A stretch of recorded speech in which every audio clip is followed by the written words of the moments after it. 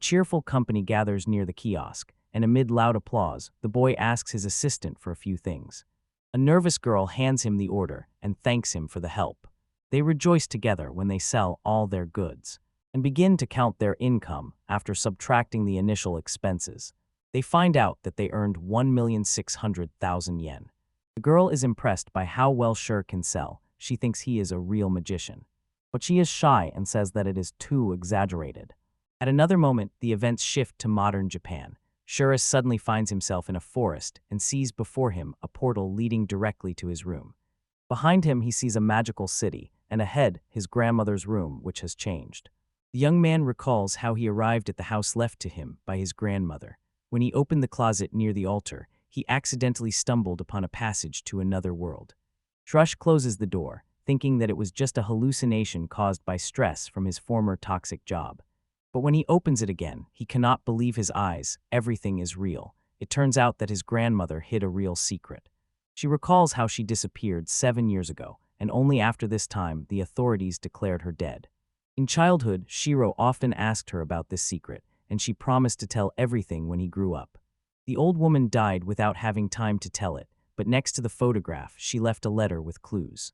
In the note, she apologizes for hiding it from him and confesses that she was a witch from a place called Rufaro. In short, she explains that the wardrobe leads to Rufaro, a magical land with abilities and magic, along with dangerous creatures and beings that surpass humans. The old witch left a ring that magically allowed him to understand the language of this world and told Shiro to read 2 books hidden behind the altar. He finds a mention of the ring in the books, but at first cannot decipher what is written. In his head, he hears the voice of his grandmother, advising him to put on the ring, and he feels joy. He realizes that now he can understand the writing. Reading further, he hears a voice in his head saying that he has acquired the skill, equivalent exchange. Shiro jumps up, looking for someone nearby, but realizes that there is no one around. He is alone. Like in a video game, he gains a new ability and adds another item to his inventory, wondering what to do next. The boy hesitates whether to leave the house, but remembers how his grandmother said, "Everything will become clear when you arrive at the place." He decides to set off the next day after he has prepared and prays for his grandmother. The next morning, Shure sets off on the road with excitement, and after a long journey, he arrives at a city where warriors, captains, and mages roam everywhere. Enchanted by what he sees, he suddenly realizes that he has become very hungry while walking. He is interested in a skewer stall. Interested, Shurko asks what kind of meat it is, and the seller says it is horned rabbit, and it costs only 3 bronze coins. The young man apologizes and admits that he has no money, which irritates the seller. When he thinks about the skewer, his mouth waters from this tasty snack, and he remembers that he has 4,200 yen left from the change in the store, and he wishes he could buy these skewers with yen. At that very moment, a glowing circle appears in his hand, and Quander places the yen he was holding there. A young guy excitedly runs up to the counter and asks the seller if the new coin is really bronze. The seller is surprised but decides that, probably, Seer is a traveler from distant lands. Shiro happily uses his exchange ability and buys 3 shashliks. He eats with delight but is disappointed because the taste is very simple. The man starts experimenting. He converts the coins back into yen and realizes he can change them at any moment thanks to his ability. He decides he can make good money, so he continues experimenting, exchanging even larger sums and even creating a silver coin. Returning to the counter, he asks if he can pay with it, but the seller says there is not enough change. Shira thinks about what happened to Telly's money. He excitedly sets out to explore the area until he finds a market where he happily interacts with the locals. Shira notices that people are looking at him because of his modern clothes. A shy girl approaches him and nervously offers flowers. When he asks the price, she hesitates, becomes even more nervous, and lowers her offer. He chooses a yellow flower and gives her 3 bronze coins, which surprises her greatly. Then he says that for such a price, he wants to at least know her name and asks what her name is. A girl named Anna talks about herself, and Shira tells his name and says that he is returning. From Anna, Shira learns that he is now in Menorich. This is a district of the Kingdom of Gillam. Here a bronze coin equals 100 yen, a silver one 10,000 yen, and a gold coin is already a whole million yen. On average, people receive 8 silver coins per month. Gold is very rare. Even children like Anna need permission from the state to sell anything. He buys even more flowers from her, and she simply cannot believe her eyes. And she promises him that everything is fine. And he understands that one flower as decoration looks strange. He thinks warmly of him, as he is sure that his grandmother will be happy with these beautiful flowers. Touching him, she offers to take him to the government office and enthusiastically shows the way. When they approach the large building, she happily points to it. Shiro worries whether problems will arise because he is a foreigner, but Anna reassures him and says that the locals here are good people. Although Sherry is nervous, he still jumps when the stern old elf asks him a question in the office. She gives him a form to fill out and lists the options. For example, working as a street vendor and carrying goods for 10 bronze coins a day. The same feed mixture organized its own stall. Or the shop owner can take rent for 3 silver coins a day, but not less than for 10 days. Shiro chooses the option with the trading point and sends the form. The elf is surprised by his strange name. He accidentally says that the price is very low and then begins to regret it because he is not sure about the local prices. Her stern look softens and she agrees that it is fair. She thanks for the prices set by the mayor and wishes him success. Sherry first thinks to himself, then tells Anna that she is surprised how everything turned out. Thanking her as well, he is about to return to the market. Anna looks upset, saying goodbye, shyly lowering her head. But if Shiro starts from the wrong side, she loudly corrects him and shows where to go. At the market, she asks what he will be selling. He starts confidently, but quickly admits that he does not understand what it is about at all. Seeing his hesitation, Anna smiles and suggests going on an adventure with new equipment. Following her hint, Shiro sees a sorceress, a warrior, and soldiers. Anya talks about monsters from the neighboring forest, draw them here. He imagines a creature with tentacles attacking him, then remembers her advice. She said sadly that because of the monsters, her flowers sell worse. But don't be upset, he is glad he bought so many. Smiling, Anna says she is glad to have met them. Embarrassed Shiro, she offers to show him the local market. They enter a lantern shop where the owner looks very similar. A stall with sleeping bags where the seller looks like a cat with hooves. And also a store where they sell knives and ropes, and a woman in a rabbit costume is tying up a man. Yes, there are many different balloons here, and Hannah proudly says that this is truly a special place. As Anna promised, she lightly hit herself on the chest, but accidentally did it too hard, which made her cough from surprise, and this immediately caused the boy to worry about her. She took Shuar by the hand, led him to the nearby shops, and he looked at her warmly, imagining what a wonderful wife she could become. During the conversation, he chatted endlessly. Shirer began to dream about how soon he would have a wonderful wife and daughter. His thoughts were interrupted by Anna when she curiously asked what he was going to sell. Shur quietly leaned toward her and whispered the answer in her ear. The next day, hearing his words, Anna was confused. She still did not understand what he meant. Morning came and Shura stretched happily, preparing to lay out his goods. He also cheerfully jumped up to greet. When she was asked if she would sell flowers again, she nodded and said she got up early to gather them. Shira praised her, saying that the flowers were very beautiful and she would definitely sell many of them. Hearing this, Anna smiled broadly and said that she sells them to buy medicine for her mother. Anna, full of energy, said goodbye and said that he would catch up with her later. She quickly ran with the basket, handing out flowers to passers-by, but suddenly collided with someone and fell. Seeing this, he almost cried, but loudly encouraged her and promised to try his best as well. At that moment, the first buyer approached him and asked what he was selling. The buyer looked at the box in surprise, which was confidently handed over, and wondered if it was some kind of handmade product. Shur explained that it was a matchbox. Inside was a small stick that could light a fire. The client and adventurer doubted, saying he had never heard that a small wooden stick could start a fire. Then Shira showed him how the match lights by rubbing the match against the box. A small flame immediately appeared. The adventurer watched carefully, at first not understanding what was happening. Then he exclaimed in surprise, absolutely shocked by what he saw, and a noise immediately rose around. Having fallen to the ground, the adventurer asked in amazement how she managed it. Holding the burning match, Shira simply shrugged in response. She was not at all embarrassed by the traveler's question and asked if he really had never seen anything like it.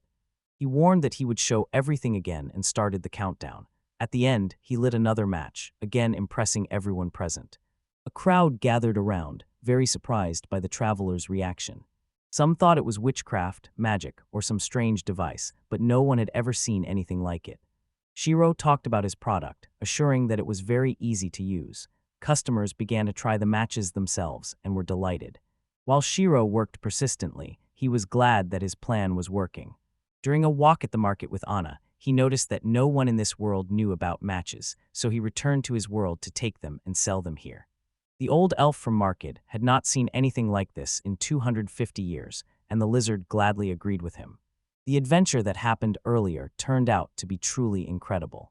Since lighting a fire with a stone took a long time and magical tools were complicated, the traveler explained that these tools were very heavy and inconvenient to carry around. And without the witch's help, lighting a bonfire took a very long time. Shiro confidently nodded and began to speak as if he were a technical genius who had just invented something incredible, declaring that now people would no longer have to face such problems because he brought freedom. At the dramatic moment, dressed like Steve Jobs, he raised a tiny box, and the crowd burst into applause. He asked who wanted to buy, and someone immediately responded, but he was interrupted. Suddenly, the adventurer seriously asked how much this matchstick costs. People in the crowd whispered, thinking it would be very expensive. But Seer was already prepared for this. He asked the traveler how much he thought it might cost. He thought a little and guessed probably 80 bronze coins.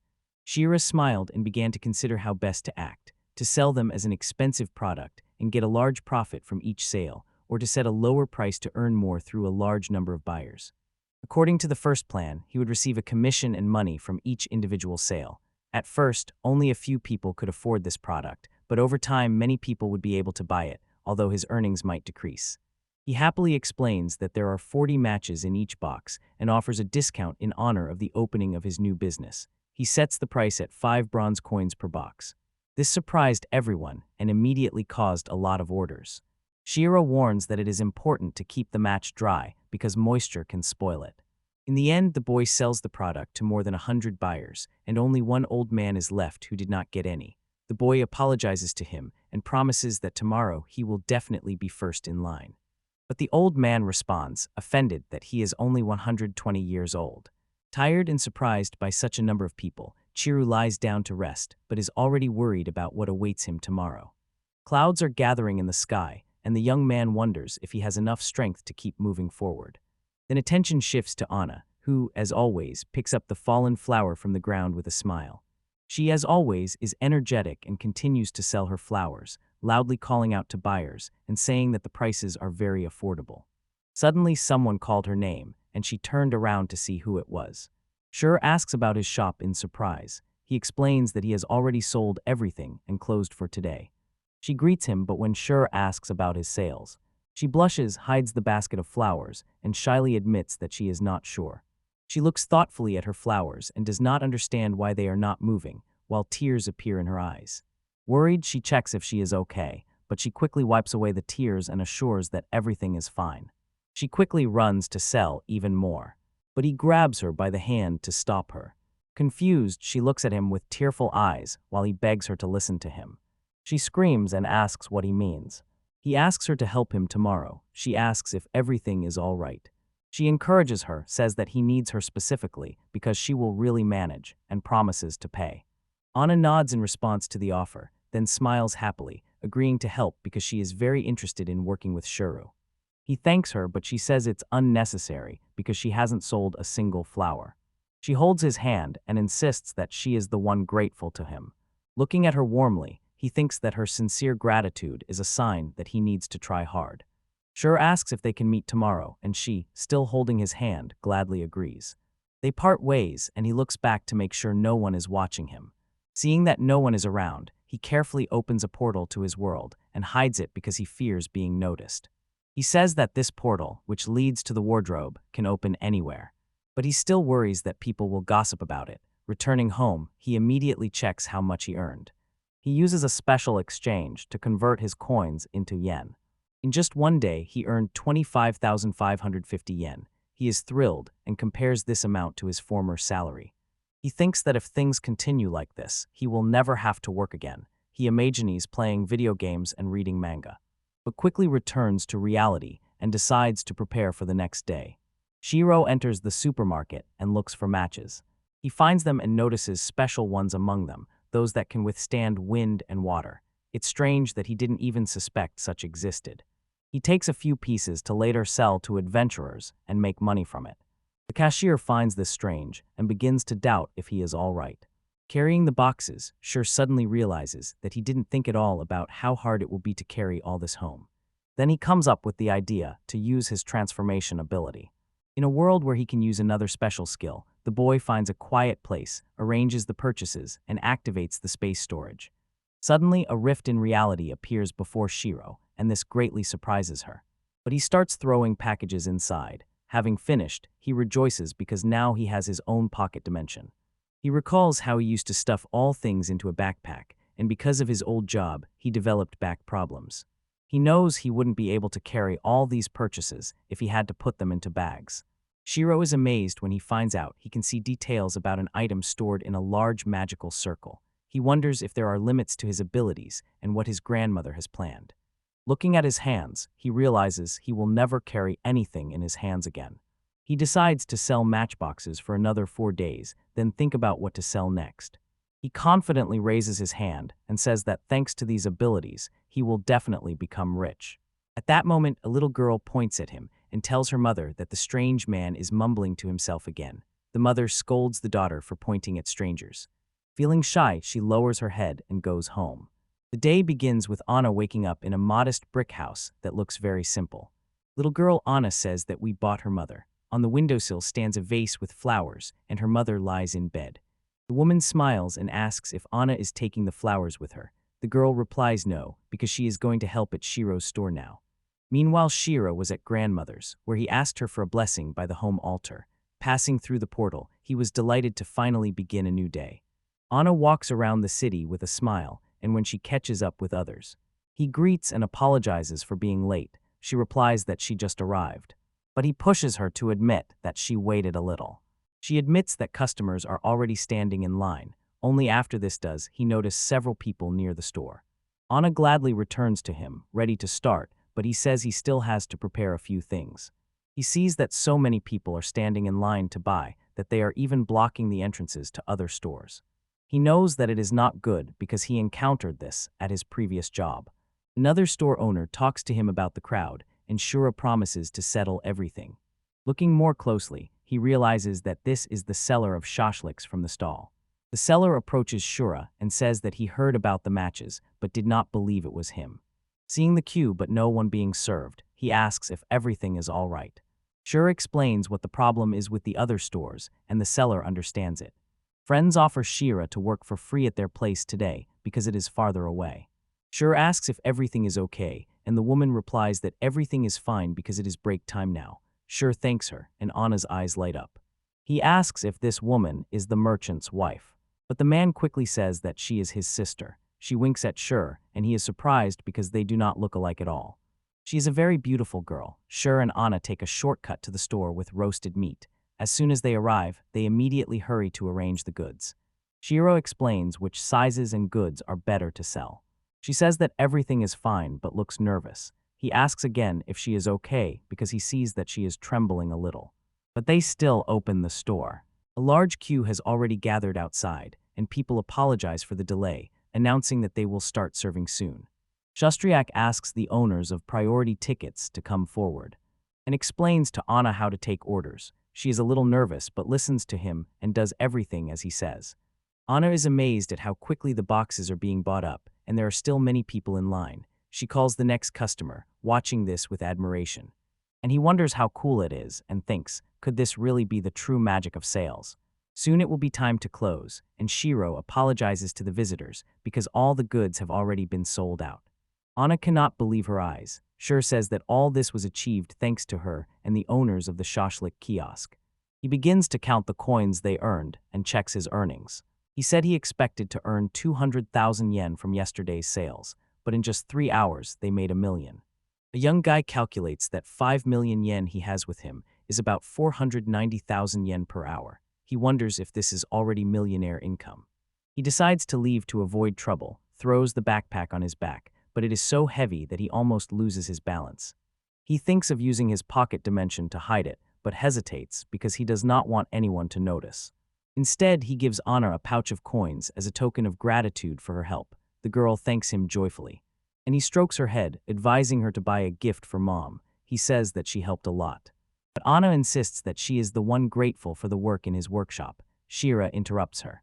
He tells her that there is no need to thank him because she earned it through her work and winks jokingly, and slightly pouted her lips because she wanted to thank even more, which made Shira laugh. And at that very moment, her stomach growls loudly and she blushes awkwardly. Opening the bag, Shira notices that they missed the break and suggests they have a snack together.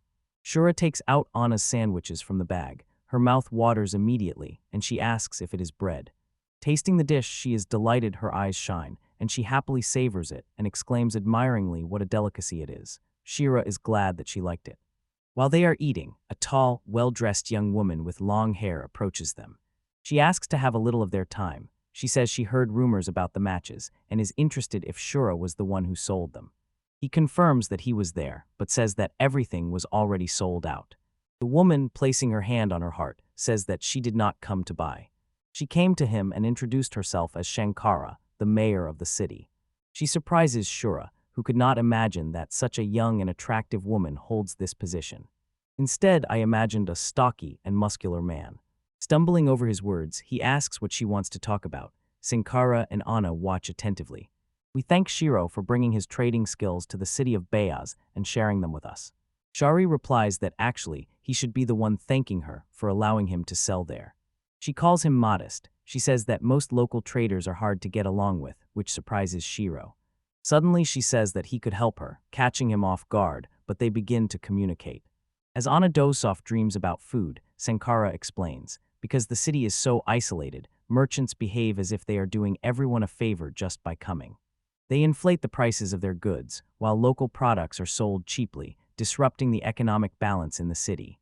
With wide eyes, Shiro listens carefully as she enthusiastically talks about her dream to solve this problem by creating a market. After her speech, she becomes embarrassed under his surprised gaze. Then she gives him a key, and he begins to wonder what it is for. Sharu is surprised and thinks whether it might be the key to Saint Kara's house. Rejecting this thought is hardly possible, but could it really hint at some kind of relationship? Sankara winks and says that this is the key to her house, completely shocking him. When she asks what happened, he waves it off and says that everything is fine. But then Anam intervenes and says that the mayor actually wants to live together with Shiro. He is confused, and Anna insists that Sinkar wants to marry him, causing Sinkar to awkwardly grit his teeth. She confidently denies this, says that she is not lonely or desperate, and quickly pulls herself together. Returning to business, she begins to ask for a favor. But suddenly she is interrupted and asked if she is married. She becomes embarrassed and says no. Then she points to the empty house and explains that from tomorrow he will be able to enter there with this key. She wants him to sell his goods on the first floor of this house. Surprised, Shrew asks why, and as he thought, Saint Kara replies, other merchants complain that they cannot. He could not compete with the long lines in his store. He nods, understanding how hard it is for them. Sankara smiles and offers to show everything around, and says that there is no need to decide immediately. They walk through the city and approach the house she suggested. Both fall silent, feeling the importance of this moment. While Anna happily runs around and celebrates the opening of the store, one woman aloud wonders if everything is really fine. She says she hopes they will like everything, and adds that she has one more question. When Anna approaches closer and quietly whispers in his ear, she hints that maybe the mayor wants to find out if he is acquainted with someone with a red face. Shira loudly declares that he understands everything and adds that he does not have a girlfriend, which greatly confuses the mayor. She begins to stammer and says that she actually meant something completely different. And the guy laughs, explaining that he was just joking. Mayor Sankara, although blushing, quickly pulls herself together. And he seriously asks why he decided to sell his goods in this particular city. She notes that it is a small town where only 500 people live, and sadly notes that he could earn more elsewhere. He agrees that she is right, since he really likes it here, although he arrived only 3 days ago. He appreciates how much effort Anna put into helping him with the store, and praises the kindness of the mayor, although he himself is very new to the city. His sincere words deeply touch the mayor, and he looks warmly at the young man while he talks about how much he likes this city. He recalls the friendly people he met in Menoria. You think that even though you are from another world and know nothing about other cities, it is unlikely that anywhere will welcome you as warmly as here. Sankara presses her hands to her chest and gratefully thanks Shira for the warm words. Anna froze in surprise, and he, realizing that he upset the girl, immediately apologized and said he did not mean it. The mayor extends his hand to him. She says that he can call her Sankara. He shakes her hand and says that he can simply be called Shuru. Anna introduces herself. Everyone greets each other by shaking hands. The mayor says she is very glad to meet them. A chart appears on the screen showing how Shuru changed from a cool accelerator to a shop owner in just 3 days. He imagines his grandmother in heaven. She smiles and shows a peace sign. The next day he signs a 1-month shop lease agreement. After 5 days, Shiro reports that the goods have run out, which surprises the customers. A young man in a suit and tie reviews his notes and is amazed because he was sure he had sold enough to supply the whole city. And then his mother comes in and says she has already cleaned the shop. She again suggests resting upstairs. She offers to help with something else, but he insists that she has already done a lot. With disappointment, the little girl watches as he relaxes in the chair and arranges treats on the tray. When he turns around to give them to Anna, he sees that she has already fallen asleep. When the little girl sleeps, she quietly mumbles, mistaking Shiro for her father. He tries to correct her, but she asks him to hug her, and he lifts Anna into his arms. She is happy that her father is finally holding her, add that her mother often does the same. Suddenly she falls asleep again, surprised. Shiro wonders if he has become a father to her and covers her with a blanket, saying that she can come to him with any request. Anna is still sleeping, smiling in her sleep, and Shiro promises to do everything he can for her. On the 6th day of sales, Shiro gives Anna a break. But he is already very tired and realizes how hard it is to work alone. At that moment, the mayor enters. And he tells her that there is no product again. She replies that for such a seller this is no surprise, but he explains the real reason. He sold much more than was needed for the entire population of the city. The mayor says she heard rumors that some people resell his goods in other cities. Shiro thinks about limiting the number of purchases for one client. Sankara, with a serious look, says that she came to ask for a favor. Feeling that this is something important, he invites her to go upstairs and asks what exactly she wanted to ask. But first she wonders whether to renew her membership in the City Adventurers Guild. He confirms that it is indeed called Silver Moon, and the mayor is surprised because he did not expect that he already knows so much. The shrew says that he noticed all this because he carefully follows the events in the city. Many of his clients are adventurers, and the guild works like a company that outsources tasks, accepting orders from clients and passing them to freelancers to complete the tasks. The organization pays for the completed work. This often includes destroying dangerous monsters, collecting healing herbs and mushrooms, as well as performing various other tasks. Sankara says that Santru already knows. It is easier to explain that Silver Moon is the only guild in the city. She begins to talk about the guildmaster, but her fur and mood clearly worsen. The head of the guild is the leader of the organization, a person with great authority. She suddenly stands up and asks if something happened to the head of the guild. After a short pause, the mayor says that everyone was shocked by the flood. Sankara adds that the guild currently has no money to pay the adventurers. She worries that they might leave the city. Shur agrees and is also horrified by this possible big problem. The mayor adds that she has a plan, as always in difficult situations. The mayor says that the Adventurers Guild from the capital wants to open its branch in the city. But she always refused to protect Silver Moon. Shira says that now, given the circumstances, it might be worth agreeing to the offer from the capital. Sankara gladly thanks him for the help. When Shur looks at her, he notices her figure, awkwardly looks away, and says it's nothing.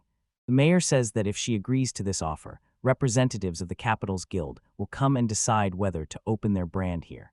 She asks Shur to show them the matchboxes, and he says that everything is fine, asking what the problem is at all. Sankar says that she has never seen anything like this, even in the capital, and wonders where he got such a thing. Shur hesitantly stammers in response. She apologizes for interfering in other people's affairs. She says that if Shira has a monopoly on this product, then the guild will be even more interested in it. Shir understands that to achieve success, he needs to attract the attention of the capital guild. The mayor feels uneasy, but she calms her down, promising to bring something that will surprise even her. Sankarakalsam is kind and shy, so he promises to repay the help. The next day Anna returns to work and notices that Shira is worried about something, so she asks if he is okay. He tries to find something that will interest the guild inspector. Suddenly, he decisively tells Anna that he needs to visit the house of Saint Car. When Senko arrives, he is very surprised by Shira's request. She asks again if he is really serious about it. And Shira confirms that she really wants to become an adventurer and asks for permission to join them. And also asks if he really wants to go on expeditions with the adventurers. He agrees, explaining that this is the only way to understand what they need. The mayor seriously asks if he really understands all the risks. Since all adventurers in this area only go to the forest, we catch a glimpse of the eastern forest with a large, dark creature resembling a wolf. Shura admits that it is dangerous, but says he could become a traveler who collects trophies. Shankara agrees with this, it would be safer. She wants to introduce him to a few adventurers. But these notes spoil the relationship with the Silver Moon Guild. Saint Kara says that last night, the temporary head of the guild sneaked into her home. He desperately begged for money, cried, and fell to the floor. Shura is impressed by such a bold request and asks how much the guild needs. Sankar raises 10 fingers. Shiro assumes it is 10 coppers, but she shakes her head. Then he asks if it is 10 silvers. But she denies again. Shiro shouts in amazement when he realizes that his 10 gold coins are actually 10 million yen. Sankara scolds him for this noise. She bows her head and says that such money simply does not exist in their town. Even a 10th part of this amount might still have been manageable. But after we refuse their request, it will be difficult to ask the guild for help. The mayor looks worried. She thoughtfully looks at the inkwell on her desk and decides to write a letter, hands it to Shur, and warns it's not worth hoping too much. Shurd is going to the Silver Moon Guild for the first time and is a bit nervous because he has never been there before. When he enters inside, he immediately notices the mess, and right away some adventurer hits him, and he falls to the floor. The warrior says that Shur is new here and must respect the elders. Shirur barely gets up and says that he is a merchant, not an adventurer. However, the traveler continues to threaten him, saying that since Krot is a wealthy merchant, he should appreciate his blow. Shirur quietly slips away, thinking that this should not be happening, and approaches the door. Having entered inside, he asks for permission to come in, but looks around and sees no one. Suddenly he feels that someone is nearby, asks who is there, and hears quiet crying. He approaches closer and says he has a letter from the mayor. The person answers him. Until Shur quietly touches her shoulder, asks for permission, and says he wants to talk. The girl with rabbit ears and a long tail sharply turns to him. But she is very surprised, because she does not know either Shura or elves at all. She asks who he is and how long he has been standing here. Shura wonders if she really is part of the guild. But she continues to shout and demands an explanation of why he touched her. She, without stopping shouting, asks if Shira has perhaps fallen in love with her. She warns him that with just one order she can summon 1,000 strong warriors, since she is a girl from Silvermoon. Then she imagines herself as a leader, commanding a revolutionary army. Shiro brings her back to reality and asks if there is anyone else here. She says that sometimes there are others nearby, but stubbornly insists that only she can defeat him. Waving her hands, she boasts that her strike can break stone. Shira looks at her with disappointment and thinks that it will not be easy to deal with her. He interrupts her again, asks where the deputy master is now, and requests to call him. She admits that she can do that. But then it turns out that she is the temporary head of the guild. Deeply surprised, the girl with rabbit ears, named Emal, recalls how she became the new head of the guild. This happened because there was no one left besides her. There was another girl, but when the old owner fled, she also disappeared. Emal, heavily drunk, sharply places the bottle on the table and confesses to Shur that they met secretly. She indignantly says that they didn't even suspect she understood everything. It all started with them quietly kissing in hidden places. Eventually, they no longer hid their relationship and showed their feelings right in the master's room. She begins to scold. Hoping that they would lose everything, be attacked, and become slaves. Mel adds that the former owner stank like a dog, and Shur tries to calm her down and says she did all she could. He asks if she has released all her anger, and she thanks him for listening to her grumbling for a whole 5 hours. Blushing, she begins to unbutton her shirt to repay him for his kindness, but he asks in surprise what she is doing. Emil quickly buttons up her shirt and asks if he has any tasks. Shur hands her a letter from the mayor. But as soon as Emo finds out who sent it, she immediately starts throwing insults. Shari worries that grandmother's ring might have broken because he could not fulfill her request. He assumes that she is making everything up and explains the letters from Miss Sankara, the mayor of the town minor. Still, Emel continues to insult the mayor, calling her a stupid and soulless woman. She snatches the letter from Shira's hands and says that if it is from Sankara, it is better to destroy it. She tears the letter into pieces. Of course, everyone exclaims in surprise when Emil says that betrayal and deceit are very bad. She turns to him and asks what relation he has to Sankara. She is angry because the mayor refused the Silver Moon and chose another guild. That is why she shamelessly used the mayor. At that moment, Sankara sneezes in her office. Emil complains that even when she begged the mayor, Sankara did not give her 10 gold coins. Sankara gets nervous and calls Shurumine. But Shiro tries to calm everyone down, explaining that it was a very large amount of money. And in Senkari, probably, there were completely different concerns. Suddenly the girl turns to Shiro and asks why he defends the mayor so much, or perhaps he is in love with Sankara. She tearfully confesses that she still loves the mayor and considers her best friend. Shira believes that insulting someone, especially a close friend, is wrong. Ima wipes her tears and says that without money the eldest felt bad, and now she does not know what to do next. The boy tells her that since she confessed her feelings to the mayor, he forgives her for tearing up the letter. Shur hands Ima a handkerchief and says he wants to ask the guild for a favor. The girl stands up, adjusts her hat, and asks what he needs. He says he would like to join the adventure or take part in some mission. Emil says she will submit the request, although they have not done this before. The young man asks if it is difficult to organize, and she assures that she will handle everything. She says that only one team of 4 experienced people is suitable, so it will be expensive. She tells him that the group is called Asia Flash.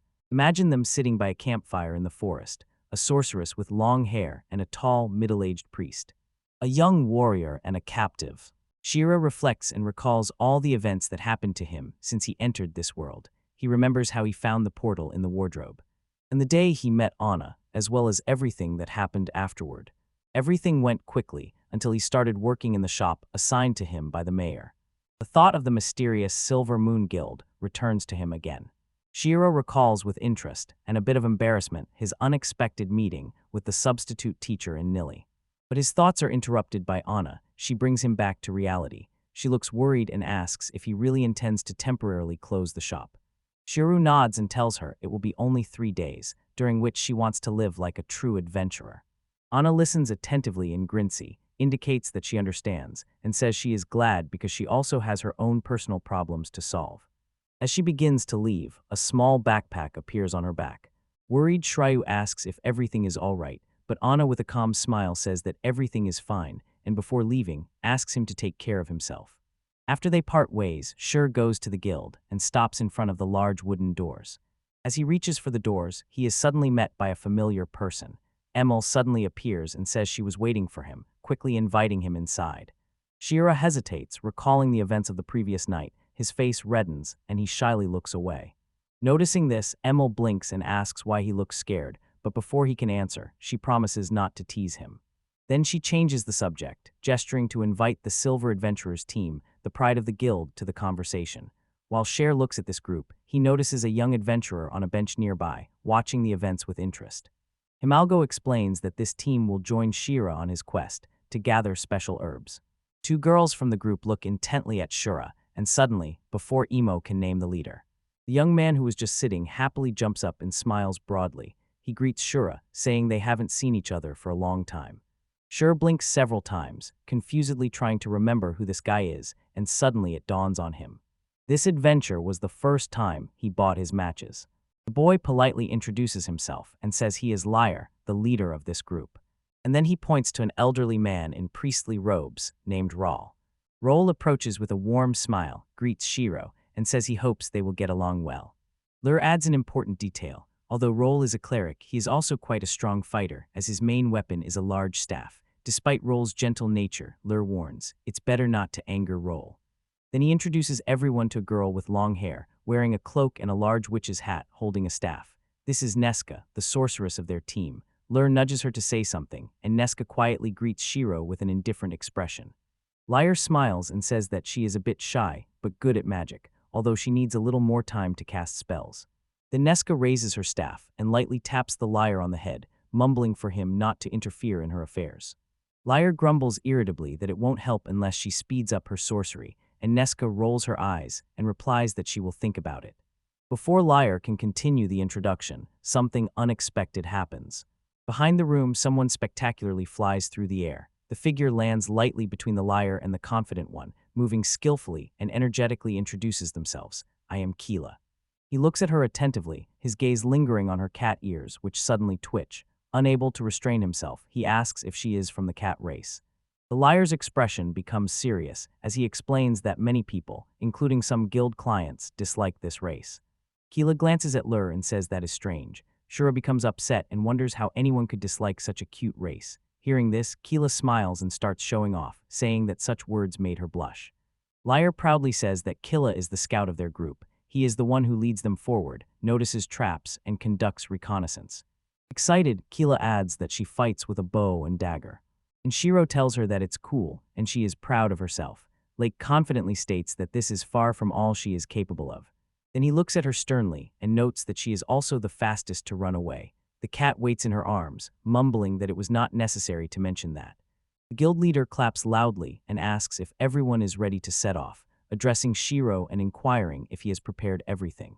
Shiro exclaims eagerly that he is already ready, and Lair smiles at how energetic he is, saying that they are heading to the eastern forest. And approaches the bar, pauses for a moment, then opens the door. When the drunk man gets to his feet, he staggers and goes to her, recognizing her from the past. He reaches for the girl's face and says that he once promised to do this. As soon as the door closes, Shur notices the confident looks of his new companions, the warrior monk Rolf, the sorceress Nesku, the scout Keela, and the brave leader Liar. Liar thinks about the upcoming adventure and hopes that the journey will go smoothly. The group lines up on a narrow forest path. Keela goes first. Everyone moves cautiously and looks around attentively. Young Shiro is a bit nervous, but Liar notices this and calms him down, promising that they will avoid monsters where possible. Shiro sighs with relief and thanks Liar. While they walk, Lyra grumbles that gathering herbs is boring. Keela says she has already collected some. But the F-cautions complain that the herbs they need are rare and hard to find. The monk explains that if they find these herbs, they will be able to finish their work. Although he is worried because it is already getting dark, like in Nesca Warren, Lyra thought and decided to stop here for the night. Shiro blinks in surprise and asks if it is not too early to stop. The warrior smiles and says that it is important for travelers to rest whenever there is an opportunity. Shiro was touched by these wise words and almost cried, remembering that his former boss never said such things. Liar orders everyone to prepare the camp. Shiro and Keela gather firewood. While Rolf chops young trees with an axe, Lair lights a match and tells Shiro that such things are very convenient. The priest sincerely thanks your sponsor for the provided supplies. Liar jokes that he could get rich selling matches in the capital. Rolf nods but warns that if the trade association finds out about this, there could be problems. Liar laughs and says that the priest's predictions almost always come true, and this is what impressed Shiro with the accuracy of their words. Nesca approaches, grumbles about hunger and gray liars, and calls everyone to eat after a walk in the clearing. Shiryu watches as Nesca bites off a piece of bread. He carefully observes her simple food, stale bread and dried meat. I wonder how even experienced travelers can eat such simple food. Keela looks at him, asks if he has eaten yet, then bites off a piece of meat and offers it to him. Shur politely refuses, thanks her, and says he took everything necessary with him while closing his bag. Liar looks with curiosity, and Ralph even opens his mouth when she shows what is inside. The leader cannot believe that this is real food. And everyone looks impressed at the supplies. Shiro pulls out canned food, instant noodles, and various cookies. Nesca nervously swallows, and Lur asks if she is going to eat all of it herself. The guy explains that he brought treats for everyone. The team is surprised, but Shur explains. He is testing new products for his store and wants to know their opinion. They hesitate a little, but Lair decides that these are free samples. Everyone joyfully shouts and rushes to try them. Lyra grabs ramen, and Hyla takes a rice cake. Rolf takes a bun, and Nesca reaches for a cookie. Everyone is delighted with the taste. Shur happily watches as they enjoy the treats, noticing how much they like it. Fall to the floor, belly full, and Nesca hugs a candy and promises to remember the taste of chocolate forever. Ralph tightly holds the cross, tears in his eyes, and he calls it a holy grace. They calmly fall asleep, and Nesca mumbles something about chocolate in her sleep. Liar approaches Shura and advises him to rest as well. Shura admits that he is not used to going to bed early, so the liar offers to talk to him. The young man looks at him attentively and offers a treat. Looking at his reflection in the cup of tea, Shiro notices that the travelers do not take sleeping bags with them, and one of them explains. This way they are always ready to react quickly in case of danger. The liar covers the sorceress with a blanket and realizes that one will not be enough in winter, but if covered with many, it will become too heavy. He sighs, wishing to have the storage skill, and spreads butter on his tea upon hearing this. With curiosity, he asks how this spatial storage works. And the skill of lying is a rare talent possessed by only 1 in 100,000 people. Liar adds that in the old dungeon there is a book with this skill, and Shiro hides his surprise because he already has this book. He casually asks the warrior how much such a fine might cost, and the warrior only asks in surprise what he means. It could be used if it could withstand the weight of the entire crew. It is located near a large estate. Shiro Pales nodded in agreement. But the fee of liared mitts is much higher than he could ever earn himself. The merchant silently rejoices and thinks to try his luck again later. When Shiro said he was going to sleep, he was surprised to see Lier suddenly sense danger and draw his sword. Shiro asked confusedly what happened, but Lier only silently motioned for him to be quiet. He wakes Keela and Ralph and gives Shiro the task of waking the sorceress because he feels something is approaching. We prepare them for the monster's attack. Lair hears the sorceress mumbling something about chocolate in her sleep. Shur shakes Nesca, insisting that she forget her sweet dreams because it is very urgent. Nesca wakes up, blinks, and looks with her usual emotionless gaze. Killa sniffs the air. Lair notices this and asks if she senses something. And the scout frowns and warns that it is dangerous because the monster cannot be heard due to the wind. Ralph realizes that before them is a very intelligent creature. And Lier insists that Nesca prepare a spell, despite her drowsiness. Before she manages to do anything, a sharp rumble interrupts her. The warrior turns around in surprise and immediately takes a fighting stance, eyes wide open. A huge and dangerous bear is stepping right on them. Lyra seriously assesses the situation and says that their silver-ranked team will not be able to defeat this opponent, and Shira trembles with fear because of its enormous size. The leader suggests running away. But Ralph interrupts and says that escaping will not work anyway. Only Killa can do it thanks to her cat-like agility. To kill the Folter who refused to leave her comrades. When the priest says that the fight is impossible and the scout trembles with fear, Layar remains calm. The bear growls, preparing to charge forward, and the heroes ponder what to do next. Ralph Grelly suggests that someone should be the bait, and Lyra notices his tension. She seems to be testing his reaction, observing every little detail. A rookie or a person who does not like adventures as 2 options. Sinning is absolutely sure that he will be chosen. When Lyra grabs him by the shoulder, he prepares to hear an apology for being sacrificed. Instead, Lair ordered Shoxum to flee together with Nesca and Kilo, while he and Rolf distract the monster. Lara apologized to Rolf, but he only smiled and told her not to worry after such a long journey. She understands everything from their choice, even before he begins to speak. Nesca approaches and says she will fight too, but the warrior stops her, saying her slowness will only hinder. Then the liar jokes that he wants to impress her before his last moment. He smiles at the sorceress and asks her to step back. She mutters that he is a fool, looking down. He prepares, asks Ralph for healing if he withstands the first blow. The cleric nods and wishes him luck. Lur confidently says he will set a trap, and as soon as it triggers, everyone must immediately flee. Kilo's eyes widen. She warns that something is sneaking up from behind. Laor hesitates whether he can trust her. But when he looked closely into the dark forest, he realized she was right. They were surrounded by 2 fierce bears, the roars of predators echoing around. Nesca steps back and the leader shouts at her and Killy to prepare to escape. Raoul supports him, saying he will stay with another and hold off the enemies. Anna trembles and refuses, confidently saying that there is no way out and they are doomed to perish. Monsters are rapidly approaching, and the group finds themselves trapped. Shur's heart is pounding hard, but at that moment he remembers his grandmother's words, never lose hope, even in the darkest times. He quickly starts rummaging through his backpack. Lyre asks in surprise what he is planning. The warrior orders him to run, but Shur does not back down. He bravely looks straight at the bear killer. He throws something at the creature, and it immediately freezes. Its body seems to turn to stone on the spot, as if stopped by an invisible force just before the explosion sounds.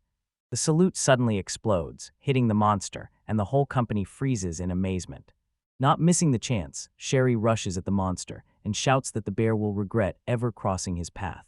Without hesitation, he takes out a spray can and sprays it right in the beast's face. The numbat stops for a moment, then charges forward again. Impressed by how powerful this spray paint is, Hypocrite approaches closer and asks if it might be some kind of magic. Shiro smiles and says that it is just a special tool, shows the can, and explains that when opened it releases a strong poison. The merchant urges everyone to run now, but the liar interrupts him. He asks if the poison got into the monster's eyes and nose. If so, such a perfect opportunity must not be missed. The group quickly understands everything and prepares to act, after a fierce battle. They defeat monsters and rejoice in their victory, deep in the forest. Liar warns that now it is necessary to divide the bear meat and quickly deal with all remaining dangers. Meanwhile, Shira does not miss the chance to tease Lair and asks if he has fallen in love with Nesku. The warrior wizards become embarrassed, blush, and ask Shiro what she means. He reminds them how the liars said he wanted to impress the frightened girl. The group leader simply ignores this and tries to change the subject. Quietly, they gather the meat and other valuable parts to later sell them at the market. Ralph takes charge of disassembling the monster, distributing tasks among the team, who skins it, who separates the meat, and who collects the claws. Keela asks with interest what they will do with the lower part of the bear. The priest answers that medicine can be made from the testicles, then asks her to cut them off. The main person on this site is Shira Gorafe. Liar approaches Shiro with a serious look and asks if they can talk about something important. Layar insists that Shiro stop gathering herbs and return with him to the city. Point to the dead bear and say that the merchant would like to sell these materials quickly before they spoil. After all, they are more valuable than rare herbs. Shiri was shocked when Brickun declared that half of the loot belonged to him. They claim that if it weren't for Shiro's thing, they wouldn't be here anymore. Holding the canister, he thought it was probably very expensive. But Shiro Kansim says that what is really valuable is that they are all still alive. Shiro's words warm the liar's heart, and he smiles, praising Shiro's kindness. Meanwhile, Kella suddenly stops sharply, then suddenly rushes to Shiro, exclaiming how incredible he is. Shiro dodges the hugs. Ankila falls headfirst into a bush at full speed, while Neska and the merchant watch this. The sorceress agrees and says she also thinks Shiro is a good guy. Ralph adds that the world could use more traders like him. A shy person blushes when they hear themselves being praised. The tough guy changes the subject and looks at the liar, explaining that he understands they need to return to the city. He suggests taking trophies from the killed bear with them. Liar smiles and mocks Shira's strength, but doesn't finish speaking. Shira uses her spatial storage skill, opening a portal in reality. The group stands amazed, and Shira, noticing their faces, apologizes for not mentioning it earlier. The false witness quickly recovers and says it's okay because they already owe him their lives. When he is almost ready and about to leave, the liar stops him. He notes that thanks to his ability to store things, they should continue the mission. Shira doesn't have time to argue, and she is dragged into 2 more days of adventure before they finally return to the city. And he agrees gladly, as he is very happy to see Shira again. Liar Curios asks if this girl is Shura's daughter, but Shura explains that she is just his assistant in the shop. The warrior politely introduces himself, and Shira gives Anna the key to the store and tells her to wait there. After that, the group heads to the Silver Moon Guild to complete their mission. But when they go inside, they see Emo sitting on the floor and crying. She begs the man to give her more time to find the money. Usually, we expect the job to be completed easily, but events quickly drag us into a whirlwind of affairs. The man yells at Emal, saying he has been hearing the same promises for months, and this time he will not let it go because he has waited too long. She turns to Liar and asks who that man is. Liar replies that it is Gerald, a materials merchant who is connected to the former guild leader. The young man approaches Gerald and introduces himself to him, and asks to talk to figure out what is really going on. Gerald takes off his hat, greets them, and explains that he lent the guild 10 gold coins. Since the debt was never repaid, he declares that he is taking the building as collateral. He shows a contract from the Silver Moon Guild. Emo lowers her eyes. Gerald insists if he does not get the money, he will take the property along with the surrounding land. Gerald says that selling the building, along with the land, can compensate for his losses, and he demands that Emo immediately bring the documents for this property. She confidently refuses and says that she will never do it. The man asks why she still clings to her role if the guild has already abandoned her. He suggests just letting the situation go, because there is nothing left to hope for. Emma raises her head, a serious expression on her face. She is ready to explain everything. She tells them that the matter here is not only about duty. And Shuru and Lyra watch everything with anxiety. Amal says that as a half-breed, whom most avoided, for him the Silver Hounds Guild was. For the first time in her life, she really felt part of something big. She recalls her time there. There were both good and bad moments, but she believes that there are still more pleasant memories. She looks softly and says that she will not let it go. Despite everything, Shuru sees her determination and also begins to remember something. She recalls how 5 years ago his whole family gathered at grandmother's house. 2 years have passed since she disappeared without a trace. He cannot remember everything. But he remembers how Mom said that maybe she would sell this place because there is no point in keeping it anymore. Hearing this, he immediately fell to his knees and began begging her not to do it. Because it was in this very house that all his memories of grandmother were kept. He felt ashamed of such behavior in front of everyone. All the relatives were shocked by his outburst of emotions. Now Shur confidently steps forward, and Lur asks in surprise what he is going to do. Gerald tells Emo that emotions change nothing. If there is a contract, it must be fulfilled. Emo, showing no emotions, replies that she understands and continues to listen. The Major is about to hand over the property documents. But Shiro interrupts her and asks if he can just buy something from her right now. Gerald's eyes widen in shock as he holds the killer bear's pelt. He immediately recognizes this rare substance, and by its color understands that it belongs to an even rarer species than he thought. The merchant eagerly asks Shay if he would sell it to him, but the boy politely refuses, explaining that it is for the guild. Amal admits that she does not have money to buy it, but Shiro tells her that she can pay later, when it is convenient, without unnecessary haste. Lyre, touched by Shiro's kindness, decides to do the same and offers the same deal. The warrior says that Emil will be able to pay later, and the girl, stammering a little but very happy, gratefully accepts such generosity. Then Gerald turns to Emo and begins to insist that she sell him the skin for 32 gold coins. But she gets angry and refuses, insisting that it costs 36 coins. The merchant hesitates, nervously calculates the price, but after bargaining, all the guild's debts are paid off. After the deal, Emil still has 26 gold coins left. And the Bear Paws added 2 more coins, so the Silver Moon Guild now has 28 coins.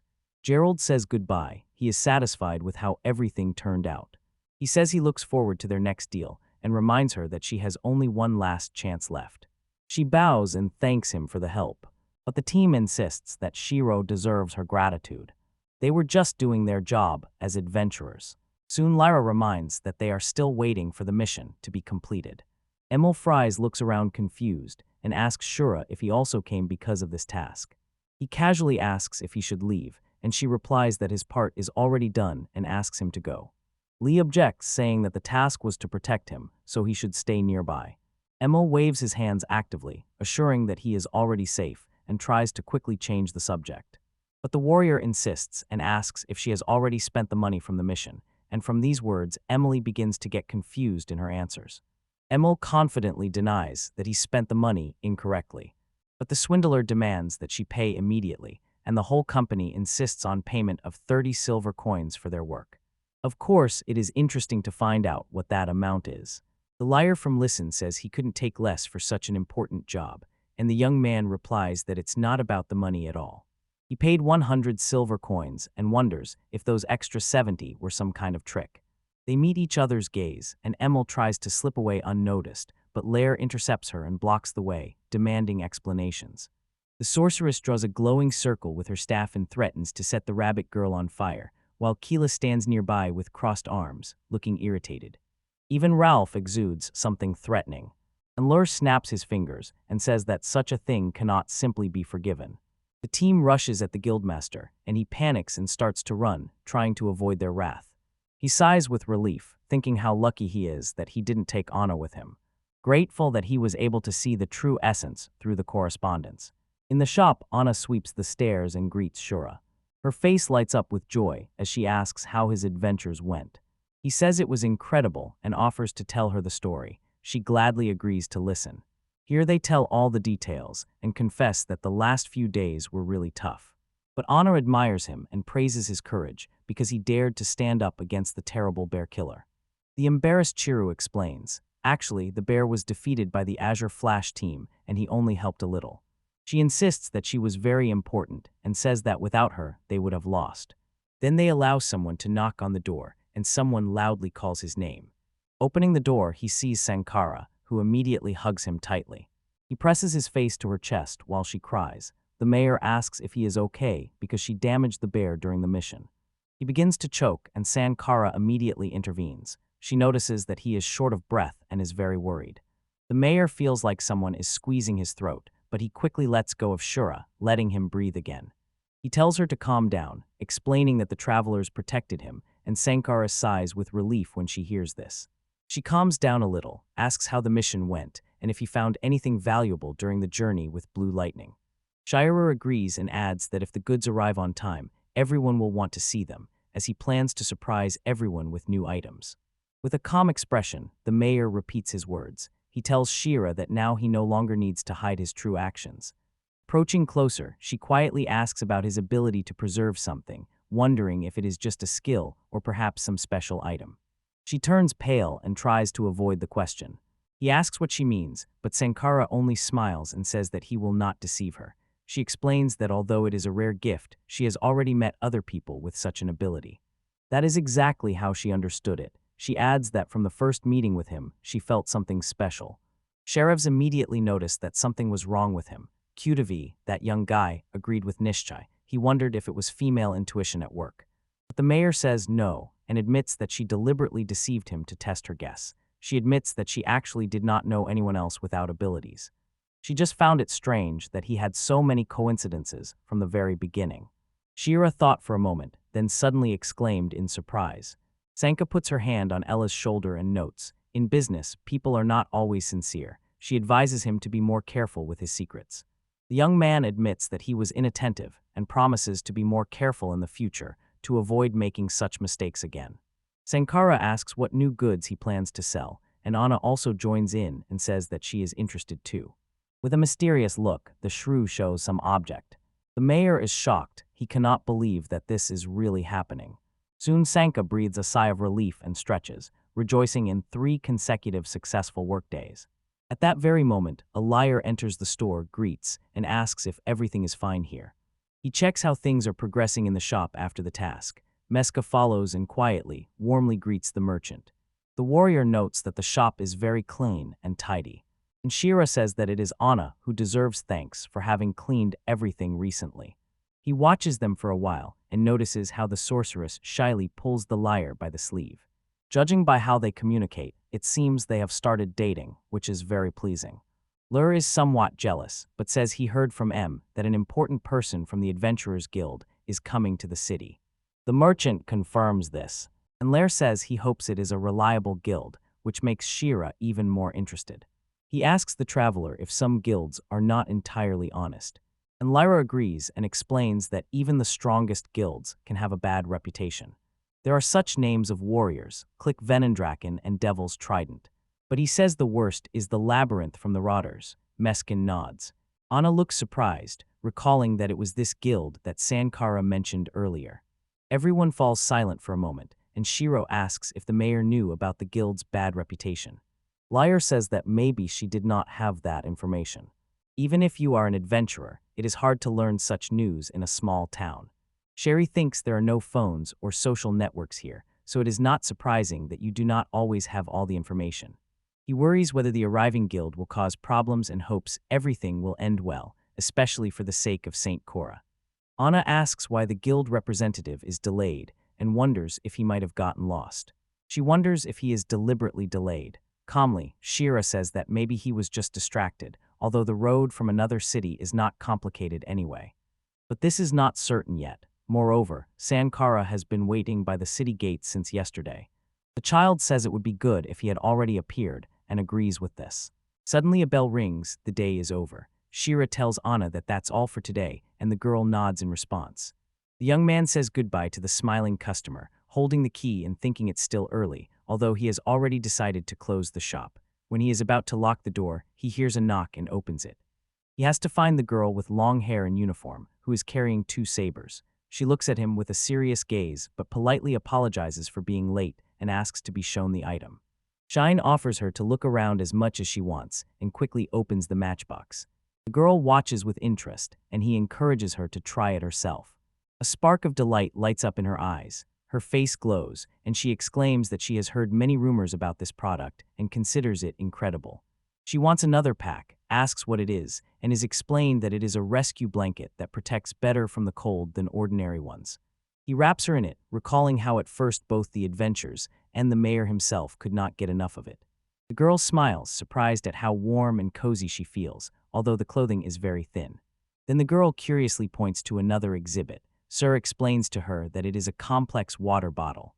He enthusiastically shows her even more goods, and she listens attentively. She thanks him for the explanation, but says she must leave now because she is late for a meeting. He quickly said goodbye and ran on, leaving Shiro and Trit behind. A few days later, Anna bursts into the shop, loudly calls Shiro, and looks very upset. This scares the boy, and he immediately asks what happened. Meanwhile, Senka is walking around the city when an unfamiliar man approaches her. He asks if she is the mayor, speaking sharply and behaving threateningly. He admits that he is an inspector from the Adventurers Guild of the capital, and this frightens Sankara. She feels that trouble is beginning. Sharavane Hannah hurried to the meeting place. The young man expected to meet this person, but did not think it would happen so quickly. Sankara first wanted to walk around the city and market with him, and only then go to Shira's shop. But when they arrive at the place, everything happens completely differently than they expected. Shur comes and sees an unexpected scene. Honor explains that they urgently need his help. Inside the Silver Moon Guild, he finds Sankara feeling unwell and the Azure Lightning team upset. A dark figure stands with their back to Shur, and he wonders if it is the inspector. Sankara quietly tells Shuru that this man is not easy to deal with and advises him to stay calm. Even when provoked, she notices how she trembles, although she tries not to show it. She smiles, confident in herself thanks to experience dealing with difficult people, and firmly stands her ground. Sankara, with relief, introduces Shura to Gabais, an inspector of the guild from the capital. Her voice is calm, but there is tension in it. She calls Shura the pride of the city. And he greets Gabi and Anna. But the inspector only smiles distrustfully because he expects to see an experienced trader. Gave mockingly called Anna a rookie hired by Shura. Anna got scared and stepped back. Meanwhile, Sheer forces a smile to hide her irritation. Gab carefully looks at the Silver Moon Guild and grumbles that it is dirty there and that the half-humans can't even clean properly. Till irritably replies that she cleans every day in her free time. Gabais mocks, not believing in her efforts. Sankara watches everything, barely restraining anger. Gabai has an advertisement that humiliates people who cannot work and considers that they do not deserve to live. Kila and Ale tremble with anger, but the mayor intervenes and offers to show the man his garden shears. The man examines the matches and looks impressed for the first time. He notes that at least this product is made with quality, and this makes 10KR smile with hope. But Jebasun simply throws the map on the floor and sits down, declaring that he intends to open a branch of labyrinth robbers in the city. Sankara is stunned, but Ale advises him to throw a match inside the guild. However, Gabas simply ignores her. After that, the inspector puts forward his demands. His guild will be the only one allowed to operate in the city, and all other guilds must close immediately. He looks angrily at Isle and asks if she has anything to say about her small and weak guild.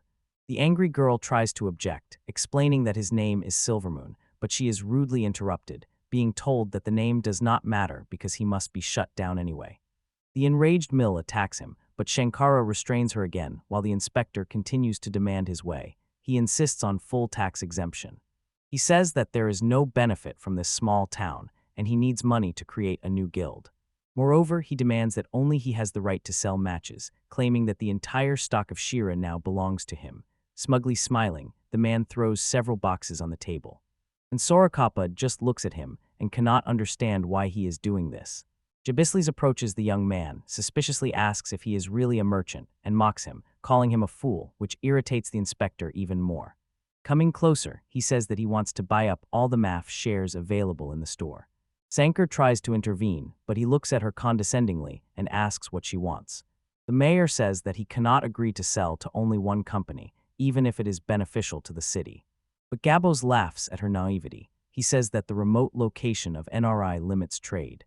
But his guild could supply goods throughout the kingdom. His sly smile immediately shows that he only thinks about money, and Shuru notices it all. Shuru crosses his arms and admits that the offer is interesting, but says he is not interested. He emphasizes that there are restrictions on the goods and refuses to sell everything to one guild. Sankar sighs with relief and says that he cannot allow opening a branch in the city. Gibbos's face twists with anger. In a burst of rage, he throws a glass bottle at Sankara but misses. He shouts and demands an explanation of who they think he is. He claims that the city's guild will collapse anyway, and the liars anger the simmers while he watches. Shearing takes a deep breath and steps in, asking everyone to stop. He draws attention to the nearby forest, monsters, and rare herbs, and says that because of this, the place is truly valuable for the city. He adds that travelers use this place as a base. But he only laughed mockingly in response. Then he grabbed Sheru by the tie, calling him a fool and saying that adventures in this city are simply ridiculous and without any prospects. They say they cannot earn money in big cities, so they came here. They chose places where there are almost no competitors. Ineska Gross is furious, and the liar gestures to her to calm down. Her aura becomes stronger, and everyone around feels this powerful influence. Jivas continues to speak, calling the city's price absurd, which angers the mayor and Mel greatly. He pressures Shura and asks what he intends to do, since the branch in Minnick could help the city. The fate of the future now depended on Shira. The young man asked for time to think, but received a quick response that there could be no delay. The inspector smiles slyly, points at Anna, and says that if she agrees, he can take someone experienced instead of the girl. Shira falls silent for a moment, then Isley asks what exactly Jib just said. Thinking he is the boss, Gabos again says he can replace this useless boy and the unclean half-people with real workers. At that moment, Shur restrains the furrier, but suddenly punches Jevis in the face, causing him to fly back. Shur steps back, shouting angrily, and immediately lunges at the man, while everyone around watches the unfolding scene in shock. During the tense quarrel, Sheriff feels a familiar sensation, the same as when he left his job. Then the leader mocked the new employee, who was following his example, until Shura could no longer stand it and intervened. Gabai recalls the words of his former boss, who angrily told him.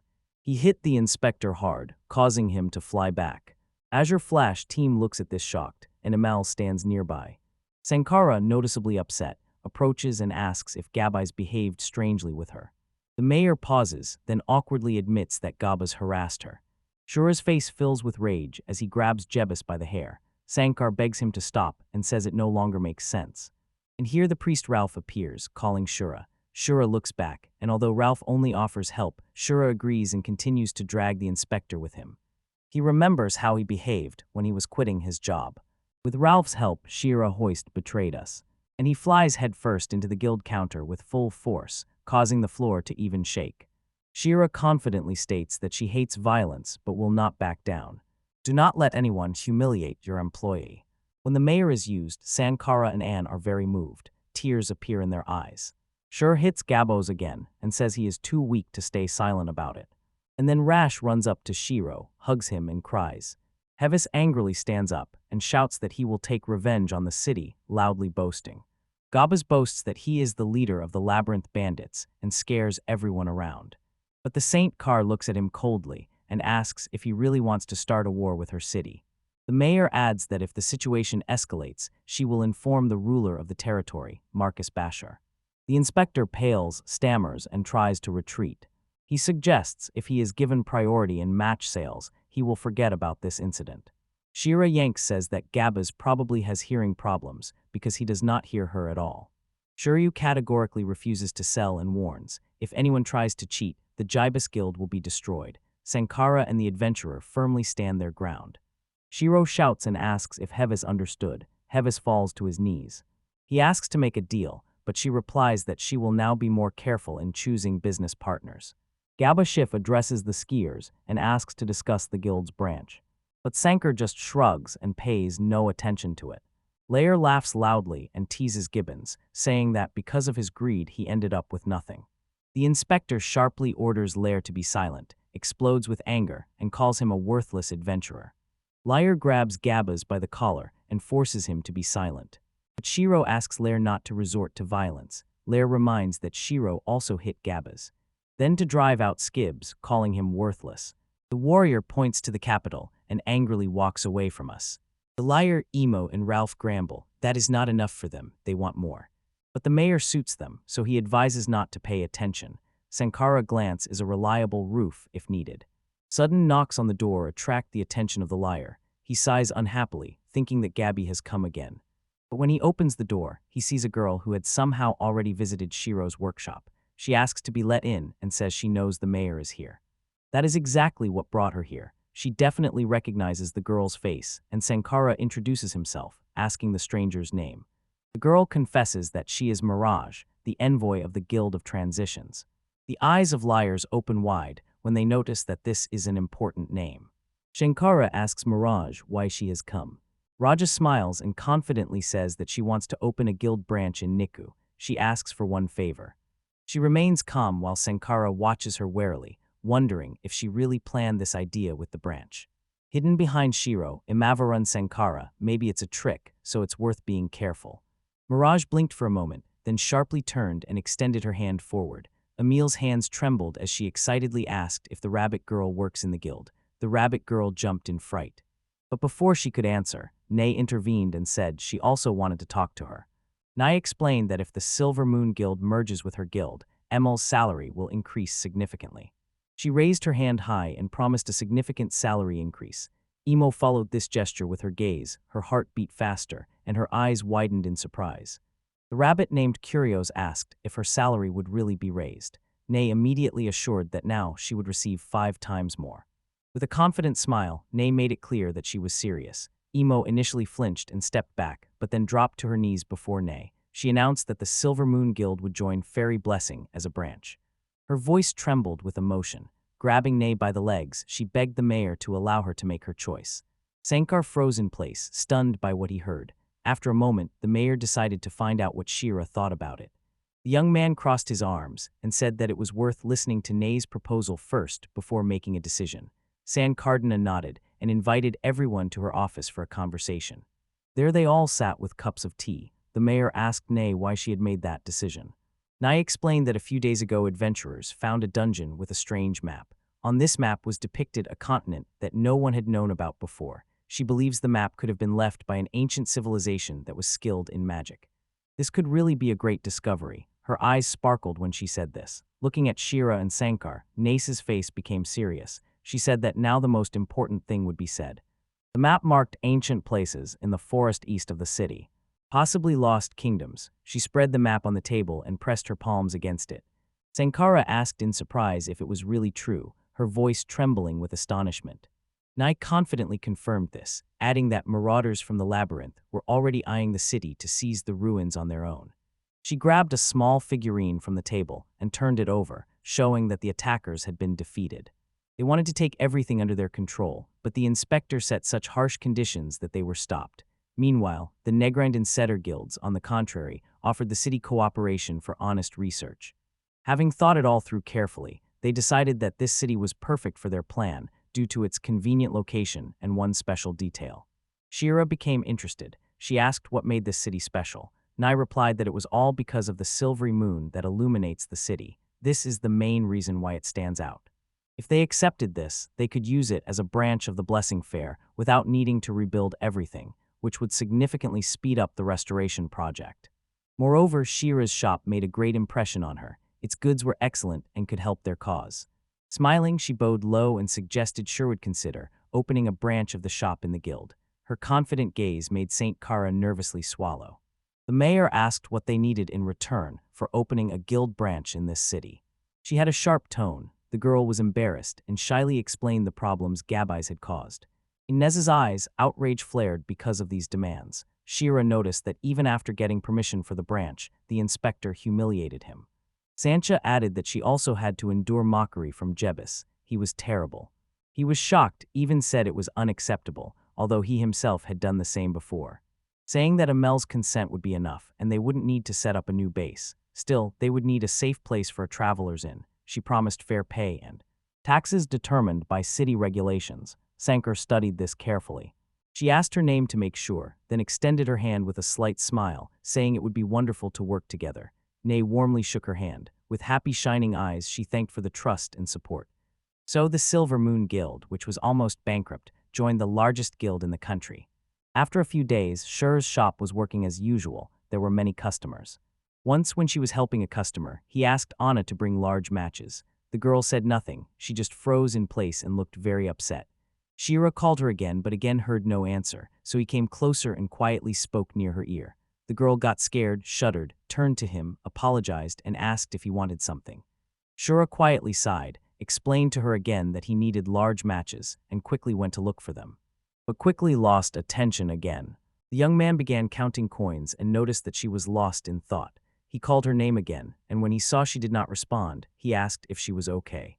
She nervously turns her head, her small hands tremble, the girl does not know whether to say anything.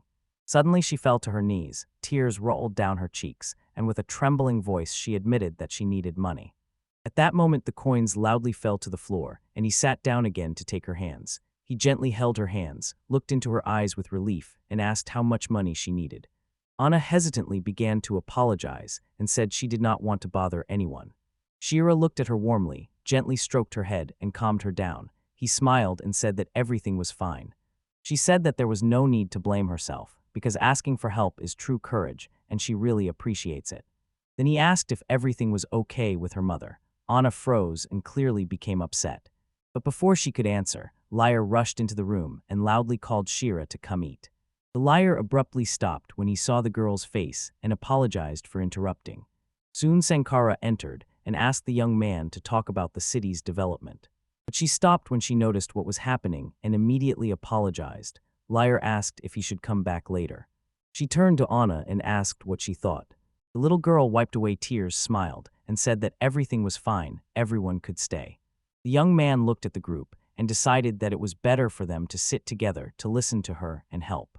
The liar confidently struck his chest and said that they would manage because Ralph was well versed in such matters. Sankar also took the initiative as mayor, assuring Anna that she could count on her if any problems arose. Tears appeared in the girl's eyes. The cunning one also spoke up and said he wanted to help. Finally, through tears, Anna began to speak and explained that her mother had fallen ill. At that time at home, her mother started coughing badly, and the flowers picked by her began to wither.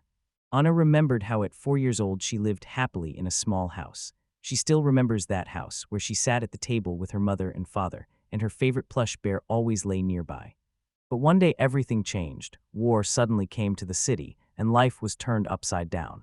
Their cozy home burned down completely. Even her favorite toy turned to ashes. Her mother tightly hugged her daughter, shielding her from danger among the ruins.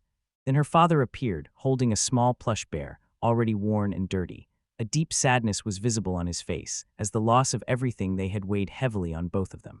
But for Anna, the most painful thing was watching her father being taken away as a soldier. He hugged her and her mother tightly, promised he would return soon, and left, leaving them alone. The war lasted only half a year, but years passed, and Anna's father never returned. When she was 6 years old, her mother said they would have to move to another city. But the stubborn girl did not want to go. She was afraid that if they left, her father would not be able to find them when he returned. Seeing that her daughter was afraid, her mother could not say anything and just hugged her, crying. Anna did not know what to say or how to behave. Soon they left the city, crossed borders, walked day and night until they reached Nika. The curious girl asked her mother why they came here. Mother replied that this is a place where there is no more war, and here they can be safe. Living in a border town was very hard, and Anna did not want to lose more loved ones. Her mother worked hard in the field, often denying herself food so that Anna would not go hungry. Over time, her mother's health deteriorated, and Mother became weaker and sicker. She often apologized to Anna, which made the girl start feeling guilty for upsetting her mother so much. At night, Anna tightly hugged her teddy bear and cried bitterly on the floor of the small room until there were no more tears left. She decided that she must change everything, so she wanted to develop quickly. She put aside the toy, looked in the mirror, and got ready to go sell flowers with what she managed to collect. Her efforts paid off. She received permission to sell goods in the city. Every morning Anna set out with a basket of flowers and returned home only late in the evening.